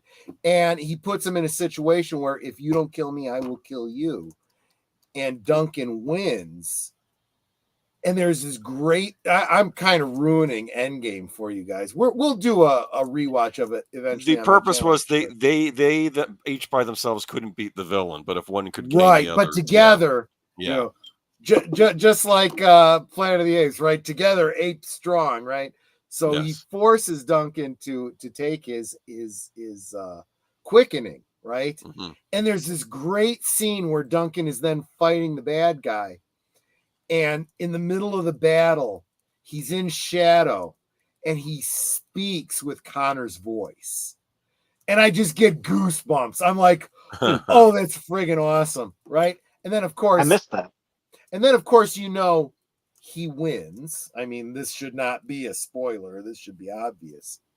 And then what does he do? He goes back to Scotland and he lays 2 flowers at the graves, one for Connor and one for Heather. And I just ugly cry, and then they play Bonnie Potmore and I cry even harder. And there will be a rewatch and I'll be on camera so you guys can laugh at me crying. It's just good stuff. Let me tell you. Cavill might be a good Kurgan. Yeah. Right? I'd be interested to see who they cast as the Kurgan. But if you can, this is all I ask for from a reboot of the Highlander. One person with a vision, right? At the risk of quoting Queen, one vision, right? Who you do the first, you got to plan it out. What's the first story? What is it leading to? And fill in all the story in between. That clearly was not what happened with the Highlander. The second movie was very obvious, right? The third one, when Lambert, what's his name? Christopher Lambert. Christopher Lambert starts out, in the days after the death of my friend Ramirez. It's almost like he's telling the audience, wink, wink, nudge, nudge. Let's just forget that second movie happened. You mean after he died in Highlander 2? Mm. That's what he's talking about, right? Yeah, exactly. Right. When he used, I have on DVD. I have the whatever the director's cut. Yeah, the director's cut, whatever it is, which is supposed to be so much better. I still haven't watched it. I just ignore you can't do it. But Michael Ironside is a great villain. Come on. He is. That's what sucks. Inherently, so good. And it's like, this story makes no sense, but Michael Ironside is awesome. Ham Tyler from V the Final Battle, for those of you that catch the reference. It's funny how both him and Clancy Brown voiced Superman villains on Superman the Animated Series. You're right. Oh, yeah. Ironside did Darkseid, and Clancy Brown was Lex Luthor. But yeah. Clancy Brown did Lex Luthor until he was he switched bodies with the Flash, which is my favorite episode, because I love that bit where Lex Luthor says, "Well, I'm the Flash. If I can do nothing else, I can find out what his secret identity is." He takes off the mask and he goes, "I have no idea who this is."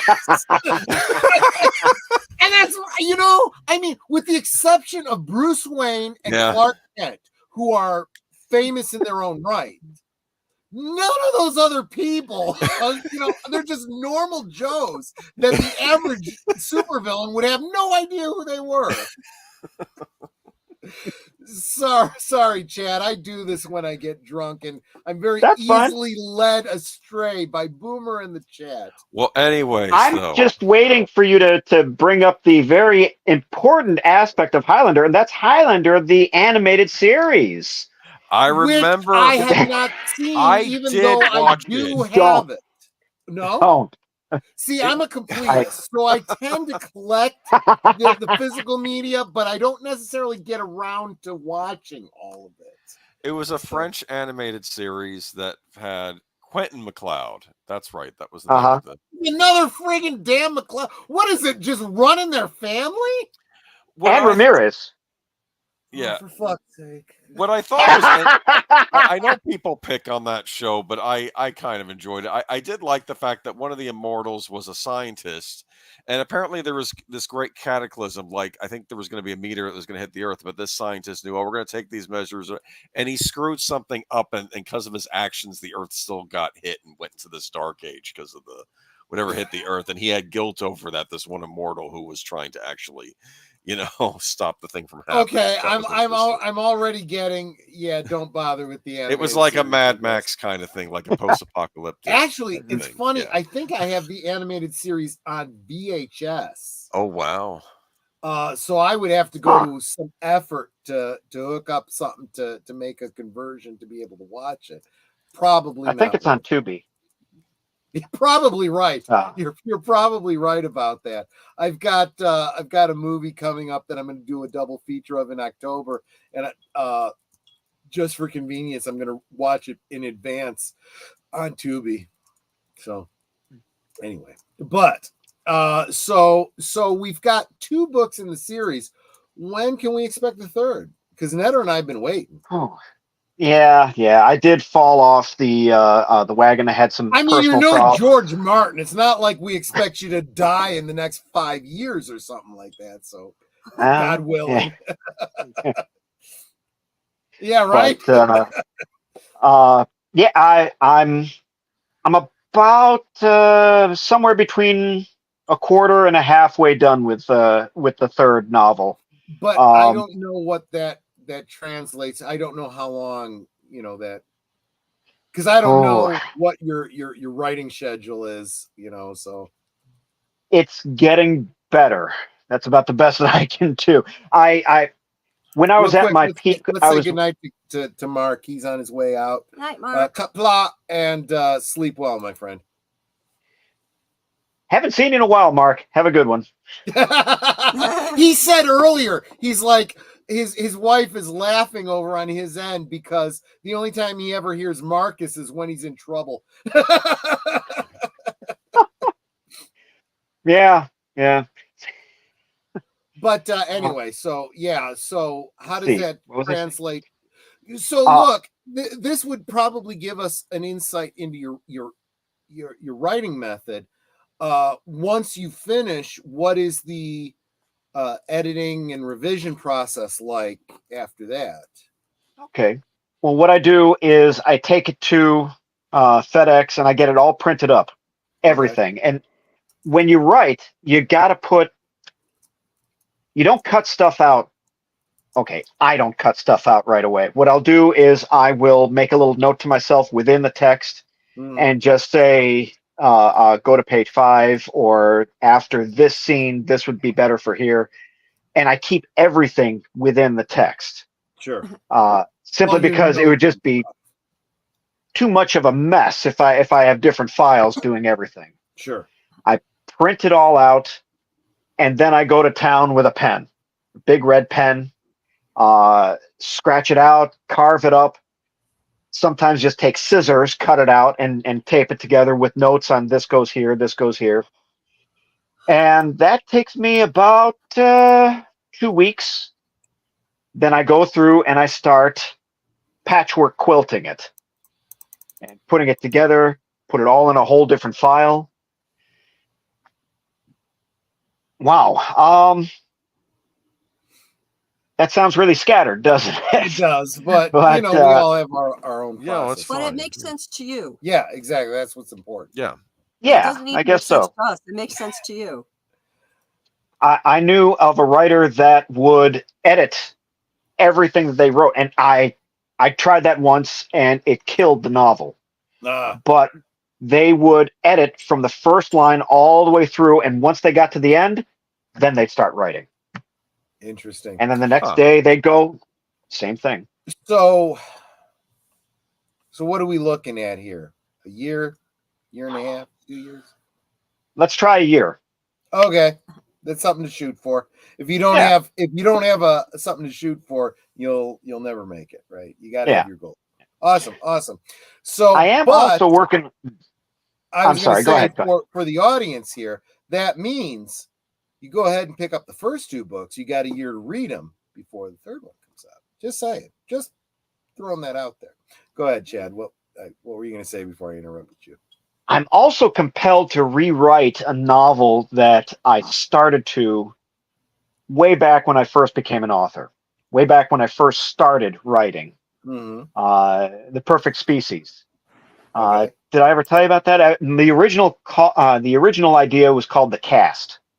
Okay. And it's something that I fell in love with. I was just dating my wife at the time. And I sat down with her. We were at a nice restaurant, and I'm talking to her about story arcs, about inspiration. And it just so happened that something fantastic happened. I was talking to her, and I just had this overwhelming feeling that something was coming. Kind of like walking through a house, and you know that there's something behind a door. And it just hit me that it was right there. So I looked at my girlfriend at the time, and I said, "Hang on a second." And I just put my head down, and I waited. And it was like the door opened, and this entire storyline just flushed out in front of me from beginning to end. And I looked up at her and I said, "How does this sound?" And I took her through the story arcs. I took her through the concepts, the characters. And she just kept, "How long have you been working on that?" About 120 seconds. So, and nice. it's called The Cast. It's got aliens, telekinesis, gene manipulation, the subjugation of the human race, the usual. So, in other words, stuff that's really going on. Geek Flag with Nate Knows says, Chad, have you ever pitched your books to Netflix or any other streaming service? No. Wow, I hadn't even thought of that. The only people that I ever pitched it to were agents, and it didn't turn out very positively. So that's why I self-published them. Right. But Netflix, I never even thought of that. There's a lot more options now. I haven't really dug into the self-publishing thing is because I am planning another stream that I want to pull you. I was waiting for this stream because I want to get you and a bunch of other authors that I've had on, just on panel to talk about publishing, especially self-publishing and so forth. So I figure that might wait for part 2, but I would love that. Cool. I can so always if use you were to cast, if Netflix said to you, "Look, we think we want to adapt your books into a streaming series," who would you want to cast as Marcus besides yourself? Jason Statham. still. Hey. I see his accent, and I see his general build as being something that would really fit with Marcus, I think. One of the things that I like, going back to Highlander, about Christopher Lambert was he had a very strange accent, right? Mm-hmm. Because of his background. It was if you didn't know his background, it was very hard to say what is that accent, and you would expect that of someone who's an immortal, right? Who may have started out speaking, I don't know, Latin, and then over time started speaking Italian, and then maybe he moved to France, and then maybe he moved to Britain, and then maybe he came to the United States, right? And different language all along the way. So he's got all these different languages in his head. And where are you from? Oh, I've been from all over. That's the police station. Yeah. You sound funny, Nash. Where you been? Lots of different places. Lots of different places. Yes, exactly. I can't even do his accent. His accent is very unique. You sound like Schwarzenegger when you try to do his accent. I do. I sound like a combination of Sean Connery and Arnold Schwarzenegger, that's a weird combination.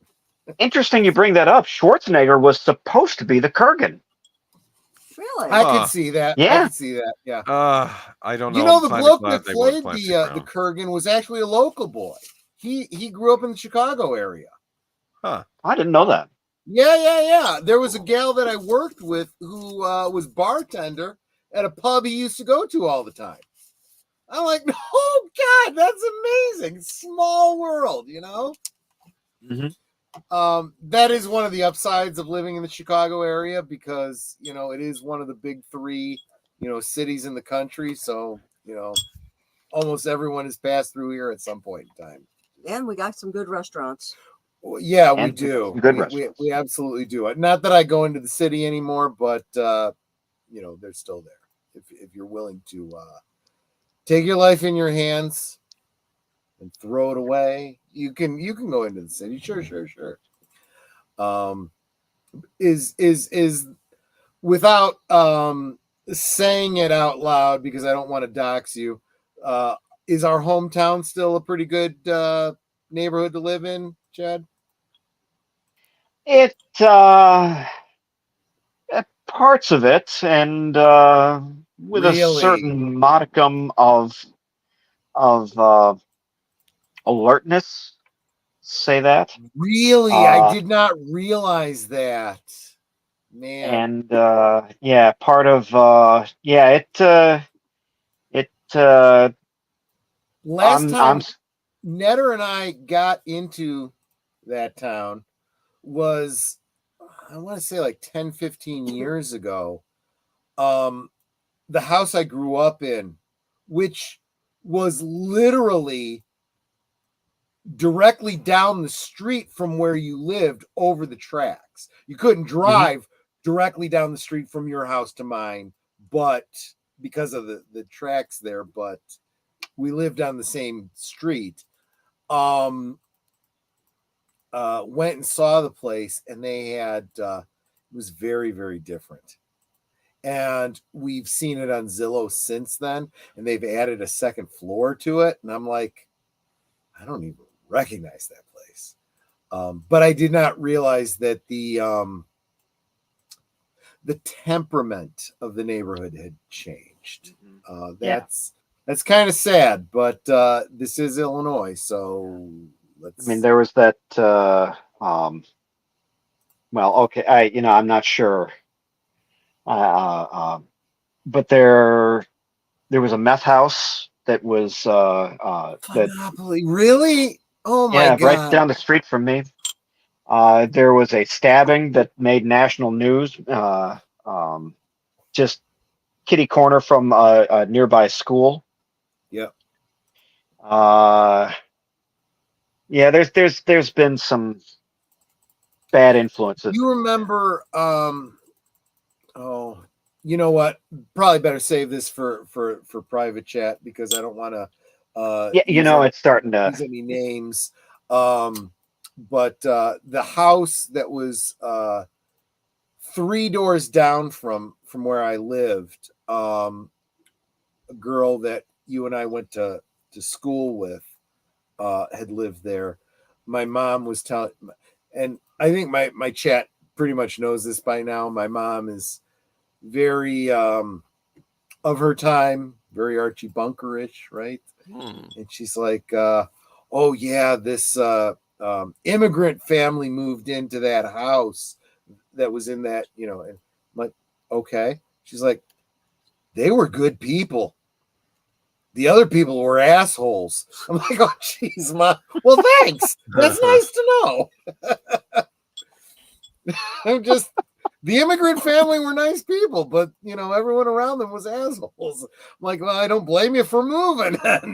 Netter and I went back to the house that I grew up in when it was up for sale. We had a buddy who was a realtor, so he was able to, he gets the key that can let you in and walk around as if we were going to buy the place. Got a picture of Netter and myself on the bed in my old bedroom because I wanted to be able to say, see, I got a girl in my bedroom. Yeah, the bed was a mattress on the floor. Yeah, but still, it was, it was exciting for me. Okay, so just, but anyway, so we've talked about the vampire that works for the Vatican, but you've got some other, shall we say, irons in the fire. Mm-hmm. You want to talk about those? Let's see. Just went over a little bit of The Perfect Species. Which is sci-fi. The other one, I think you might be interested in. I am very interested in, yes. The steampunk. Boost Train is what it's called. Boost Train. Well, that's the working title. It happens right after the Civil War, so it's not a traditional steampunk. It doesn't happen in Europe. It happens. Diesel punk then. It what? You could almost be diesel punk then. Diesel punk. Yeah. Do a little Google on that. So steampunk, what steampunk is. Obviously, all the technology is based on steam. Diesel punk is we're starting to get into petroleum products. So it's the Industrial Revolution kind of technology. Okay. Right after the Civil War, 2 brothers steal a large shipment of gold from the Union Army that was sent to. You mean the Northern aggressors? Okay. The Northern aggressors. Well, they were actually the older brother was a Union sharpshooter on one of the Navy vessels. Were they on opposite sides? They were not. The younger brother was really sickly. I kind of got a cool thing for him. He wears this this leather trench coat. And he's kind of frail, but he carries around this gigantic pocket watch. And when it dings, a door opens, and he either has to take a pill, he has to snort some powder. I know, or he's got a little brass syringe that he gives himself. Interesting. Oh, this is very interesting. Yeah, I'm interested. Yeah. And so they together they conspire. Because basically the older brother came back home, and the whole family farm was destroyed, and nobody wanted to own up to it. Where are they from? I never established that. Yeah, so say Ohio. Oh yeah, right. I want to say Springfield, Ohio? Someone was eating the cats, eating the dogs, eating the pets of the people who live there. No, I'm sorry. I'm just drunk enough to dip into that. I just got that stupid song out of my head. Oh, come on. That's a good song. That guy has some great music. So just saying. Yes, but I just got that song out of my head. I'm sorry. I'm in trouble. Pray for me, people. You're within throwing distance. I am within throwing That's true. Anyway, no, those kinds of things are, and I did tell you, you don't have to care. You just tell me it's not going to be helpful to you. But Netter and I did a lot of steampunk cosplay. Cosplay, yes, but I was going to say character development. If you want to use those characters, you absolutely could. Yes. We just recently found out that I'm going to go out on a limb. I'm going to go ahead and say this on stream. My understanding is that TeslaCon is coming to an end. And as it does, these are our characters anyway. So I don't think there's any reason that, anyone should have any claim to these characters but ourselves. So if you want to use our steampunk characters, I could do a little synopsis and share it with you, and you can do what you want with them if it would be useful to you. It would be very useful if I'd love to spend time with you and Netter. We could sit down and we can talk about it. The biggest value for you would be that our steampunk characters have a vampire hunting element to them. So you could use them to connect your two franchises there. You see, I got you thinking. I knew I would. Huh. We'll talk about this more offline, but I think the chat would enjoy the fact that they were in on the initial conversation here. So you might want to, go ahead and click those links below. Do a search for The Keeper of the Sins on Amazon and start reading those two books so that you're all up to date when these future books start coming out. Just saying. There's some value in that. That brings up another question I should probably ask, because I suspect that some of the people in my chat might be thinking this. They're going to become fans of yours real quick. How could they maybe possibly take their copy of Keeper of the Sins and maybe get it autographed by the author? Huh. Oh, that's only for us. No. Hell, we can go see him in person if we want to get an autograph. He only lives a half hour away from us, for crying out loud. I hadn't thought of that. I did have something set up last time that I did marketing before I fell off the wagon and then got rolled over by it. And when it comes to my work ethic and marketing, you got and all our that, prayers. You really do. Oh, she's getting everybody to pray for her. Don't worry. I should imagine so. Yes, Netter too. That I would like to offer something like that. Okay, it's at least something for you to think about. You don't have to answer it right now, but it's a thought, because so obviously buying it through Amazon is very convenient, but you might want to find some sort of way that they can get autographed copies directly from you, and put you on the spot now. No, that's that is an option. That are currently watching right now, but and all the potential people that might watch in the future. But that's a valid option. That is a valid question. I had it set up through a dude. I have a marketing box. mind. A lot of people have told me I missed my calling by not going into marketing. It's a multifaceted thing, and if you've got a mind for it, yeah. I'm lucky I have a mind. Screw I'm that. just careful of that. Careful of that bottle behind you. But wait, where'd it go? Why is it not in shot? Because you moved it Put over. it too far over. Okay, there we go. There we go. This is not a sponsored stream, but I'm really enjoying this Clark and Sheffield. Just saying.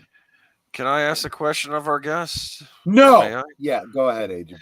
I just did you have any influences? Like, was there a particular vampire story? Oh yeah. I was going to ask that myself. Yeah. What were you? Not really. The only influence. Oh, God. The only influence that I had, I've watched and I've read a ton of vampire stories, Mm-hmm. and I wanted to make it logical. I didn't want to. I liked I think it was the Masquerade. It was the different families of vampires had Clans, yeah. different aspects to them. Yeah, that was my back when I introduced you to Vampire the Masquerade. I was hesitant to do it because I was like, I don't want it to influence you too much, but there was a great deal of scaffolding there Mm-hmm. for vampire stories. That's like, you really should check this out, because I also realized that it's not just Vampire the Masquerade, but who's that author that writes uh supernatural stories set in Chicago? The Dresden Files. Dresden. Harry Dresden, Yeah. right. Jim Butcher. Butcher, right. Thank you. I love him. He's a There great are author. there are very close corollaries, and I don't know to what degree he might be influenced by White Wolf games and whatnot, but and you do, as a writer, have to be careful. You don't want to step on someone else's very obvious intellectual property or whatever, but there are some things that are like, that's an idea you can't really trademark, and that's a great idea, and screw you, I'm going with it. The idea of clans and vampires, there's too much of that, throughout. It's not just Vampire the Masquerade that does that anymore. So, let them take you to court. You could win an encounter suit. Marcus is more of just a blunt instrument kind of vampire. He doesn't influence people by just staring at them. He moves fast. He's very strong. One thing that I've very often thought about in regards to Marcus, so he's not influenced by clan loyalties and stuff like that. No. But probably the most defining thing about him, whether he intends it or not, he is an immortal. When you've lived that long, there's wisdom that comes with that. There's knowledge that comes with that. And that's probably one of your biggest assets. I have a lot of fun with that. I have a lot of fun with that. I mean, he not only leans heavily into his knowledge, but he figures out ways to compensate for the fact that he's not as strong as some of the things he's up against. He's happy to fight dirty. He sticks his finger in the fan, and he knows that he has to do it in order to get it done. Absolutely. I mean, when you've lived that long, there's unfortunately, whenever you talk immortals, the fandom tends to revert back to the Highlander. The Highlander series was great for these great flashback scenes where you would see Duncan MacLeod fighting in the Civil War, fighting in World War II, fighting in some French battle or whatever. On the one hand, that means you got to do your historical research. But on the other hand, it means he's got experience that someone who's only lived a single lifetime, who's only lived 20, 30, 40, 50 years, can't even relate to, so that's, I mean, the super strength, the super speed, all the not dying, advantages that a vampire has. It's the wisdom that's probably the greatest ability. Yeah. In the second novel, he comes back to his senses, and he figures out, all right, if I can get this close to this character, I can finish this. So how do I do that? And he goes and he makes a zipper gun right away, right there on the spot. There you go. So Yeah. he cheats. Speaking of, and not that I want to influence you too much. You don't want to draw too much on something, but made me think of the scene in I want to say it was in the movies. So it was Christopher Lambert's character. Mm-hmm. He has a flashback to a duel that he's having, but he's drunk. He's drunk. He's drunk off, kind of like I am right now. And he's fencing with this guy, and the guy runs him through. But he's immortal, so he doesn't die. So they unguard, and they start again, and he gets nailed again. And he's immortal, but it hurts each time. So after a while, he goes, "Please stop. I submit. You win. I am sorry that I called your wife a fat cow. Okay? Can we stop, please?" It's just that thought. Because the guy runs him through and starts to walk away, and then he realizes, oh, he's not dead. I'm not done yet. I can imagine Marcus doing something like that, right? You know, yeah. He realizes, okay, I really need to deal with the circumstance. And he has sacrificed, say, an arm just to progress the fight, knowing that he's going to get that back. Yes. Is it like Deadpool where it takes some time? So he's got this little bitty stub for a while. More like disgusting. The mush. That's good writing, though. I like that. So would it be like the Deadpool arm, where it's the no. I see it growing back the bones first, and then the flesh starts to grow around it. It's got to be gross. It's got to be cinematic, right? Yeah. That's a great question. That brings up another question. As you're writing, are you thinking? And I know all writers are different. Are you thinking cinematically? Are you thinking, how do you think about it as you write? I do choreograph everything in my mind, and even to the extent of how they angle themselves in their movement. I've done research on fighting staff and blade techniques, and just how can things be done.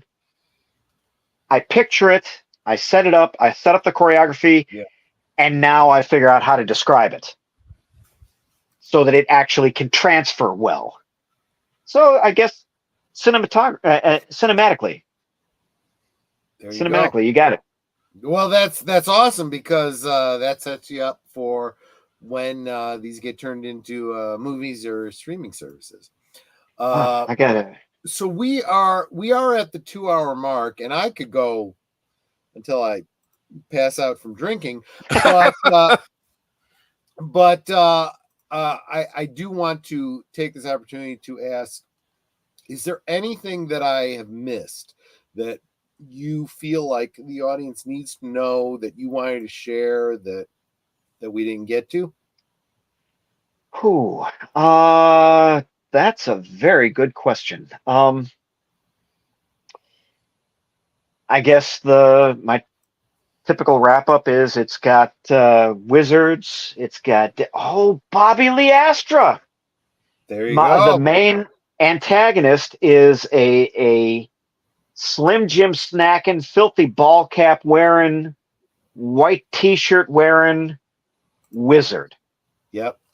And he's got this kind of a southern twang to everything he does. And very first time you see him in the story, he's talking on the cell phone. The main bad guy that hasn't really been introduced yet, Bartholomew, and he's talking to him, and the cell phone isn't working because he's a wizard, and he finally just throws it out the window. So he's a very powerful wizard, but he's presented in such a way that I couldn't kill him at the end. I had to save this character for another book. I love that when you come up with such a good character, you can't kill him off. That's yeah. I probably should kill him off, but eventually. It's the kind of thing where if he's that good a character, he needs a really good death. Yeah, either that or his own series. Well, you could always spin him off. There's nothing wrong with it.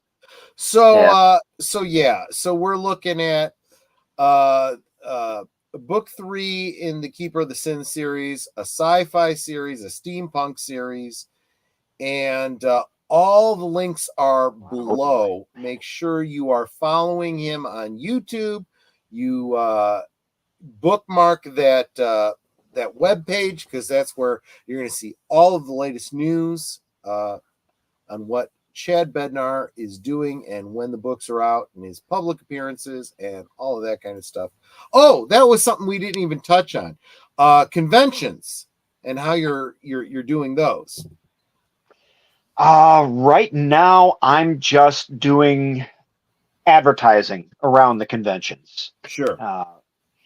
I do intend to get out to them, but right now I'm still working on an online presence. You mentioned YouTube, and I'm glad that you brought that up. My YouTube channel, I'm going to start making videos about once a month, targeting, reaching out to new writers, and I'll be using my novels as examples on how to write for action series, about backgrounds on characters. Let me real quick say goodnight to Lady Mist. It looks like she's got to call it in. So thank you so much for being here, Lady Mist. Looking at you, Curtis, to take up the blue wrench. You and Deleted Scenes take up the blue wrench duties. But thank you for being here, Lady Mist. We'll see you on the next one. Go ahead, Chad. Sorry. Actually, that's about it. I'm going to develop my YouTube channel. Then I'm going to go to Instagram and Facebook. But right now, I've got my AdWords. I'm focusing it entirely on conventions as they happen. Yeah. And, so again, guys, all the links are below. Make sure you check them out. You will thank me later. You know, and there's 2 books out now, but go ahead and start with The Left Hand of God. Go ahead and order it, read it, enjoy it, and then when you get to the end and you want more, then you can go on to the next one. Absolutely. And I'm hoping that Chad will agree to come on Thursday things sometime. Yeah, we're kind of hoping that maybe that's my channel. We're kind of hoping that maybe you'll want to do a launch party, and an announcement, and then we'll pull you in on Netter's channel, and we can announce that and do it up big over there for her. That'd be great. Yeah, thank you. There you go. That's like I frequently have guests on them. We talk about them. We talk about what they're up to. Of course, if you watch my one from last night, we're totally getting on Gary Ambrosia. Oh, that was a lot of fun. I think that was the most fun we've had in a long time. I was talking with Gary offline, and I just thanked him for not only encouraging you, but for just having so much fun. He said he had a great deal of fun last night too. We were laughing so much because his buddy Andy was just throwing all these zingers at him, and we're just cracking up. Guys, I would check out Netter's channel from last night, because it was probably one of the best Thursday things we've been involved with. Definitely worth checking out if you weren't there. So real quick, let's go through the week. Tomorrow night is, wait, hold that thought. Yes. Curtis Selby said he just bought the first 2 and they'll show up on Monday. There you go. You just got 2 sales just tonight. There you go. Thank you, Curtis. Cool. Thank you. Yeah, our chat members are very encouraging. Well, I can make this easy. I can facilitate if you decide you want those autographed. I'll be happy to work as a go-between. you want to send that to me, I'll drive it over to Chad's house and get it signed and sent. Here's it back 50 to books. Thank you. Well, but hey, thank you.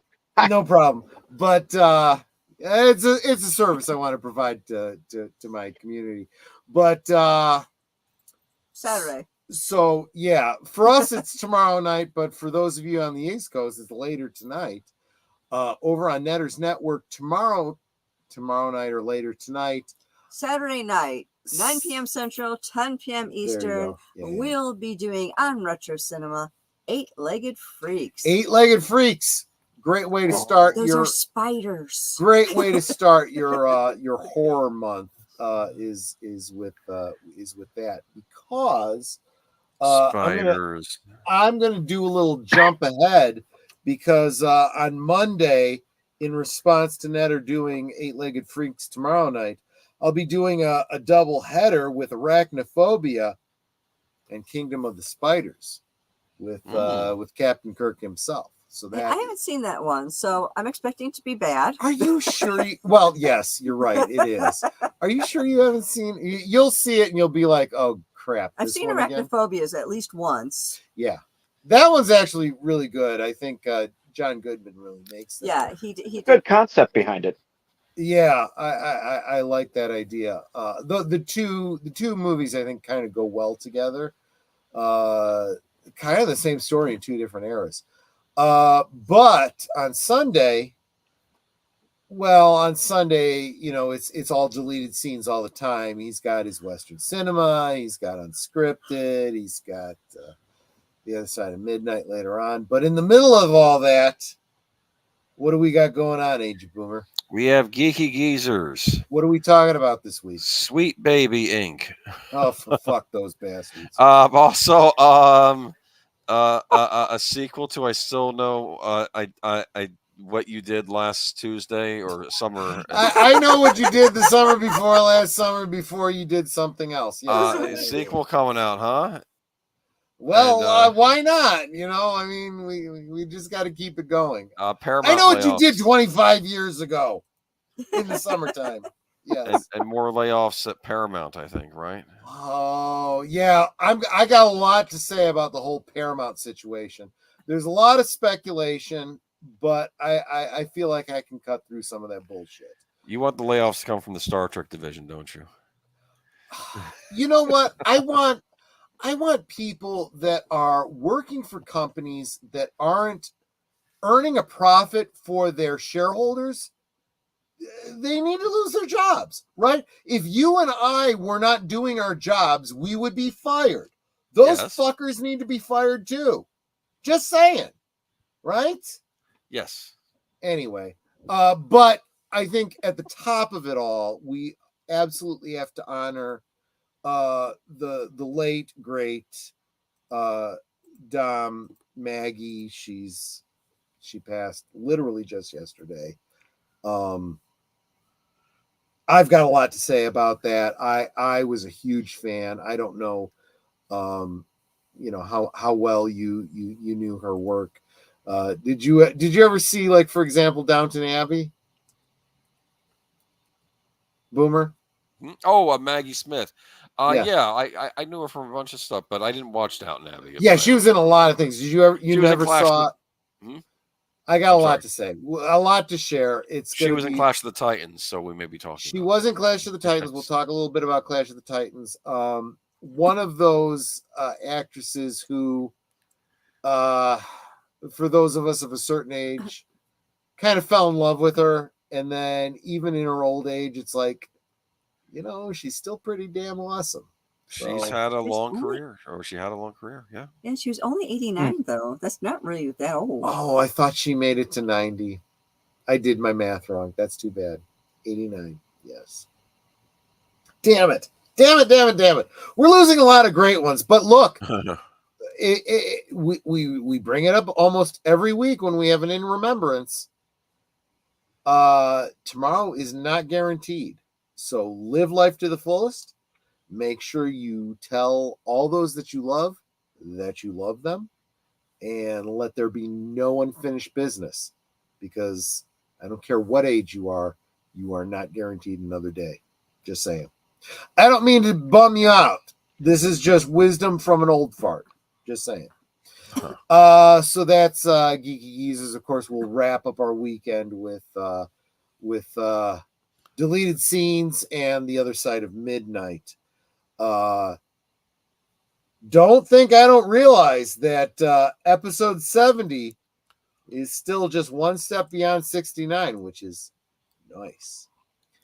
Monday, I already told you, Spider Movies, double feature. Hope you can hang out with us. Link to the movie will be in the chat so you can watch along with us. Tuesday, episode 14 or part 14 of Twin Peaks: The Return on Deleted Scenes channel. Well, actually, on Deleted Scenes channel, my channel, AJ Boomer's channel, Netter's channel. We simulcast, but episode 14 of Twin Peaks. I hope you guys are enjoying the ride and the deep dive on that, followed immediately by episode 3 of Blake 7. Been getting a lot of positivity on that one, so glad I can introduce the stream and everybody to this almost completely forgotten series here in the United States. Mm-hmm. Thursday, Netter's Network. Who's your guest on Thursday, Netter of Netter's Network? My guest on Thursday will be Darkwood Presents. Darkwood Presents, who was with us earlier. I don't know if Darkwoods is still with us, but I understand if you're not. But yeah, looking forward to that. As always, of course, the link to his channel will be in the description below on Netter stream. So make sure. And if you actually go to Thursday Things where the stream is up, I've got the link to his channel pinned to the top of the chat already. Already pinned to the top of the chat. So yep, go subscribe so that he's encouraged, so that he knows that coming on Netter's Network was worthwhile to his marketing. Yep. Which brings us around to next Friday, AJ Boomer. We don't have a topic for next week, do we? Well, I had an idea, but I didn't know if. Well, go ahead and shoot it out. Let the panel. I was thinking because let the chat hear it. Next week I'll be a little busy, but I thought maybe we could each name, if you're interested, our top 5 favorite zombie movies. Oh, that's good. You like that idea? In fact, yes. I like that so much. I figure we've done a lot of talk about vampires on the channel. You know what I had written down was superstitions. So we'll save that for the following week. Yeah, do superstitions the following week because I want something simpler. Let's start off October with a discussion of zombie movies, because then whatever strikes my fancy by the end of next week, that'll be the double feature for the following Monday. What's up, Netter? Somebody in the chat made the suggestion, and I forget who it was now because I didn't write it down, but you guys talk about man caves. Ooh, we should make a note of that for a future stream. Can you write that one down? If not in October, maybe save it for November. Yeah, because I gotta say that when I got married, I felt like my whole house became the man cave. I know that the idea of the man cave is like the refuge for the male to have his buddies over and to drink and whatnot. But I happen to be one of those type that he spreads out all over the house. Well, that's true. But what I was gonna say is I more dig hanging out with my wife than I do with the guys. And since COVID, the guys haven't been over for D&D, so we got a situation here that I'm going to have to rectify pretty soon. I kind of took up the Dungeons and Dragons table with a spread where I was starting to create the cantina, the Star Wars cantina for the 3 3/4 inch action figures, and I need to start freeing up that space so maybe we can start gaming there again. So no, that means I need to make cookies. And that was the thing. I would make cookies every week for the guys when they came. And I got a good one. When I had my braces, every time I went to the doctor, well, it started off with when I was first setting up my appointments. I won the wife lottery. I had set up to get my braces like mid-December or so. Well, Christmas comes around. I went to the orthodontist office. I brought them this huge container full of cookies. She became very popular. And one of the techs there said, "Oh, well, now you got to bring them every time." Joking around, I said, "Okay." And every single time I went, I brought a big container of cookies, and it was like Pavlov's dog. Even when the staff changed, she still was bringing cookies. Even when, because like they would know my appointment time, and as soon as my appointment time hit, they would all run to the front going, "Cookies, cookies, cookies!" Like Pavlov's dog. Absolutely. Anyway. Yeah. So that's the week in review, guys. And I'm going to answer the trivia question because only 2 people put answers in. Okay. So Boomer said 2, and Geek Flag with Nate said 4. You guys are just off a little bit. So the opening shot, the person that was with the safe, that was me. The hand taking the cross out of Marcus's mouth, that was my hand. The fellow standing next to the priest that was sitting down at the table, kind of by a window, and then there's another guy on the opposite side of him. Yep. That was me wearing the gray vest and all that. Yep. I had really short hair, so I played a guy perfectly. Huh. And in the first scene, I was wearing a wig, and then I was also the nun. So 3 and a eighth. 3 and the hand. 3 and a hand. Across. Yeah. So that's how many times I was in the promo and where I was. I was just the priest, but I think I blew it out. You scare people. Well, that's good acting, right? It wasn't. I can't even say it was method acting. It was just I was in the moment, and then when it was over, just done. Yeah. Are you angry? No, I'm not angry. I was acting. You did do a good job. You did do a very good job. But you just pretended. Don't feel it necessary to cast me when the Netflix series starts. Get somebody a little bit more well known if it brings variety. I don't know. It might have to come and get lessons from you. Well, I'll teach him. He could be a consultant. I'll be a consultant. Oh, yes. What were you going to say, Boomer? I was just going to say, I thought you in that scene, you were just directing your Hasbro rage. I guess. This was pre-Hasbro. Okay. I can't even say that, but that is a topic for another video. Yes. To quote Movies, Music, and Monsters. Real quick before we go, Chad, was there anything that you wanted to share with people before we end that I didn't cover? No. Those links below are how you keep up with and communicate with Chad going forward. Trust me, you are going to thank me later after you've read those first 2 books. Troy and I own 2 copies of each book because, in case you want to read it again. Both autographed. They're ours. Screw you guys. Hell, I am not even joking when I say I got the t-shirt.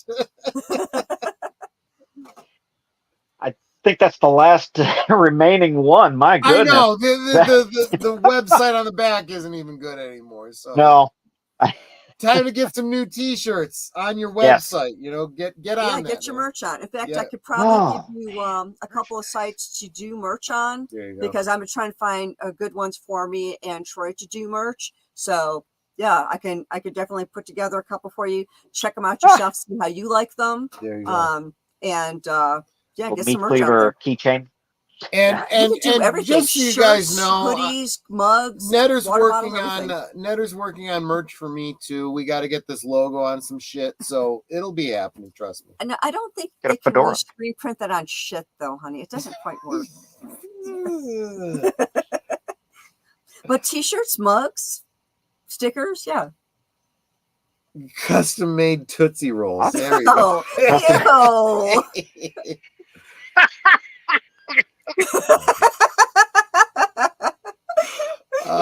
Anyway, Here, you want a Tootsie Roll? Demonetized. And demonetized, right? Agent Boomer, have I missed anything that I should have brought up? I don't think so. I think we covered everything up to next week. Yeah, I think so. And I don't think this was mentioned outside the green room, but Age Boomer is marked safe in Florida. Yes, absolutely. And he gave us refresh to the beginning. Boomer gave us an update. He's doing okay. Oh yes. Oh, I'm okay. I'm okay. And yeah, no flooding this time. Praise the Lord. Yeah. Not in our so property, Netter and I but don't other get other to do properties got geeky flooded. geezers on our own on Sunday, unfortunately. Yeah. But anyway, yeah. Was I going to say anything about that? No, I don't think so. Netter, last words, thoughts? Of course. Please make sure that you are sub to every member of the panel as well as every member of the chat. And if you think you're sub, please go back and double check you're still sub because YouTube. Yeah. In fact, I lost 2 subs, so please go back and resub because I appreciate that. And for those who were asking, I have. Do I still have that? Yes, I only need 246 more watch hours to make my 3,000. You guys have been doing great for her, running the videos in the background. Clifton 3D, I'm really going to shout out because he's had me on 24/7. Yeah, you guys are awesome. Have really bumped up those watch hours for me. So thank you for that. I know there are other people that are doing it too. They haven't been as obvious in stating it. Some just say, yeah, I've had you on. But it's like, Clifton 3D has really been pushing it. Geek Flag with Nate was also saying that, he's been watching and keeping me on. So I'm getting the watch hours. Awesome. So thank you guys so much for that. And of course, y'all know what I always say. Mm-hmm. We can talk amongst ourselves and that's all well, good and fun. But it's so much more fun when you guys are joining us in the chat and you're dropping your comments, questions, trivia, being goofy, whatever it may be. Yep. And it doesn't feel like we're separated by miles or continents in some cases. It feels like we're all hanging out in the same room, enjoying each other's company and having a great time. And you guys, you're not just our friends. You are our family. We love you guys and we appreciate you so very much. Yep. You can be anywhere and you're here. And that's so encouraging. And I love seeing you guys in each of our streams, encouraging us, encouraging one another. You guys are Osmo. And for those of you who don't know what that means, and there's only maybe 2 that don't. Osmo just means better than. It's better than awesome. There was a church we belonged to where the wives were cheerleaders for the men, and one of the wives couldn't spell. And we were doing that cheer, AWESOME, you're awesome. Only she did AWESMOE, you're, and then she paused and went, Osmo? So we decided that Osmo is better than awesome. It's like the best awesome you can be. So you guys are Osmo. So thank you all so very much for being here. Thank you for the many, many ways that you encourage us and support us. With Troy, you're doing the super chats, super stickers, the memberships. All that, buying a drink. All those different things. Yeah, I'm blitzed tonight because of you guys. Thank you so much. For me to help me get those watch hours, and of course all the subscribers and all that. Yeah. For all of us. So thank you all so very much for that. And I said, you guys are Osmo. So thank you. Yeah. We really do appreciate you, and we could not do this without you. This is not for us. This is for you. And every time you do support us, in any way that you support us, it may not seem like a lot to you, but it's immeasurable to us. So thank you so much for all that. And until next time, which will be tomorrow night over on Netter Network Retro Cinema. Good night and God bless. Absolutely, guys. Thank you so much. Clue Channel, you are the sponsor tonight. $5 super chat. Thank you so much. All of you guys that are members, I'm going to shout you out in just a second in the closing credits because you are producers of the show. I thank you so much. Just remember, if you've enjoyed yourself and you want to support, the thumbs up, sharing out the stream, comments later on is all engagement, which definitely helps. But of course, there's the memberships so that you can, drop a few bucks on me every month you're buying me a drink. You're keeping the lights on here. It's like I keep telling Netter, you keep feeding those squirrels, they'll keep coming back. You know, you keep feeding this guy. Yeah, but the little snot still won't come anywhere near me. Yeah, I know. You know, that whole Disney princess thing is a long arc. But you guys keep buying me drinks. I will keep putting out content for you, and we'll keep hanging out every Friday night, every Sunday night, Monday night, Thursday night, all of those things, guys. So I want to thank you so much. Chad, don't go anywhere. We'll say our goodbyes in the backdrop. And folks, thank you again, and I will see you on the next one. Take care. Good night, ladies. Good night, sir. Hit it, sweetheart.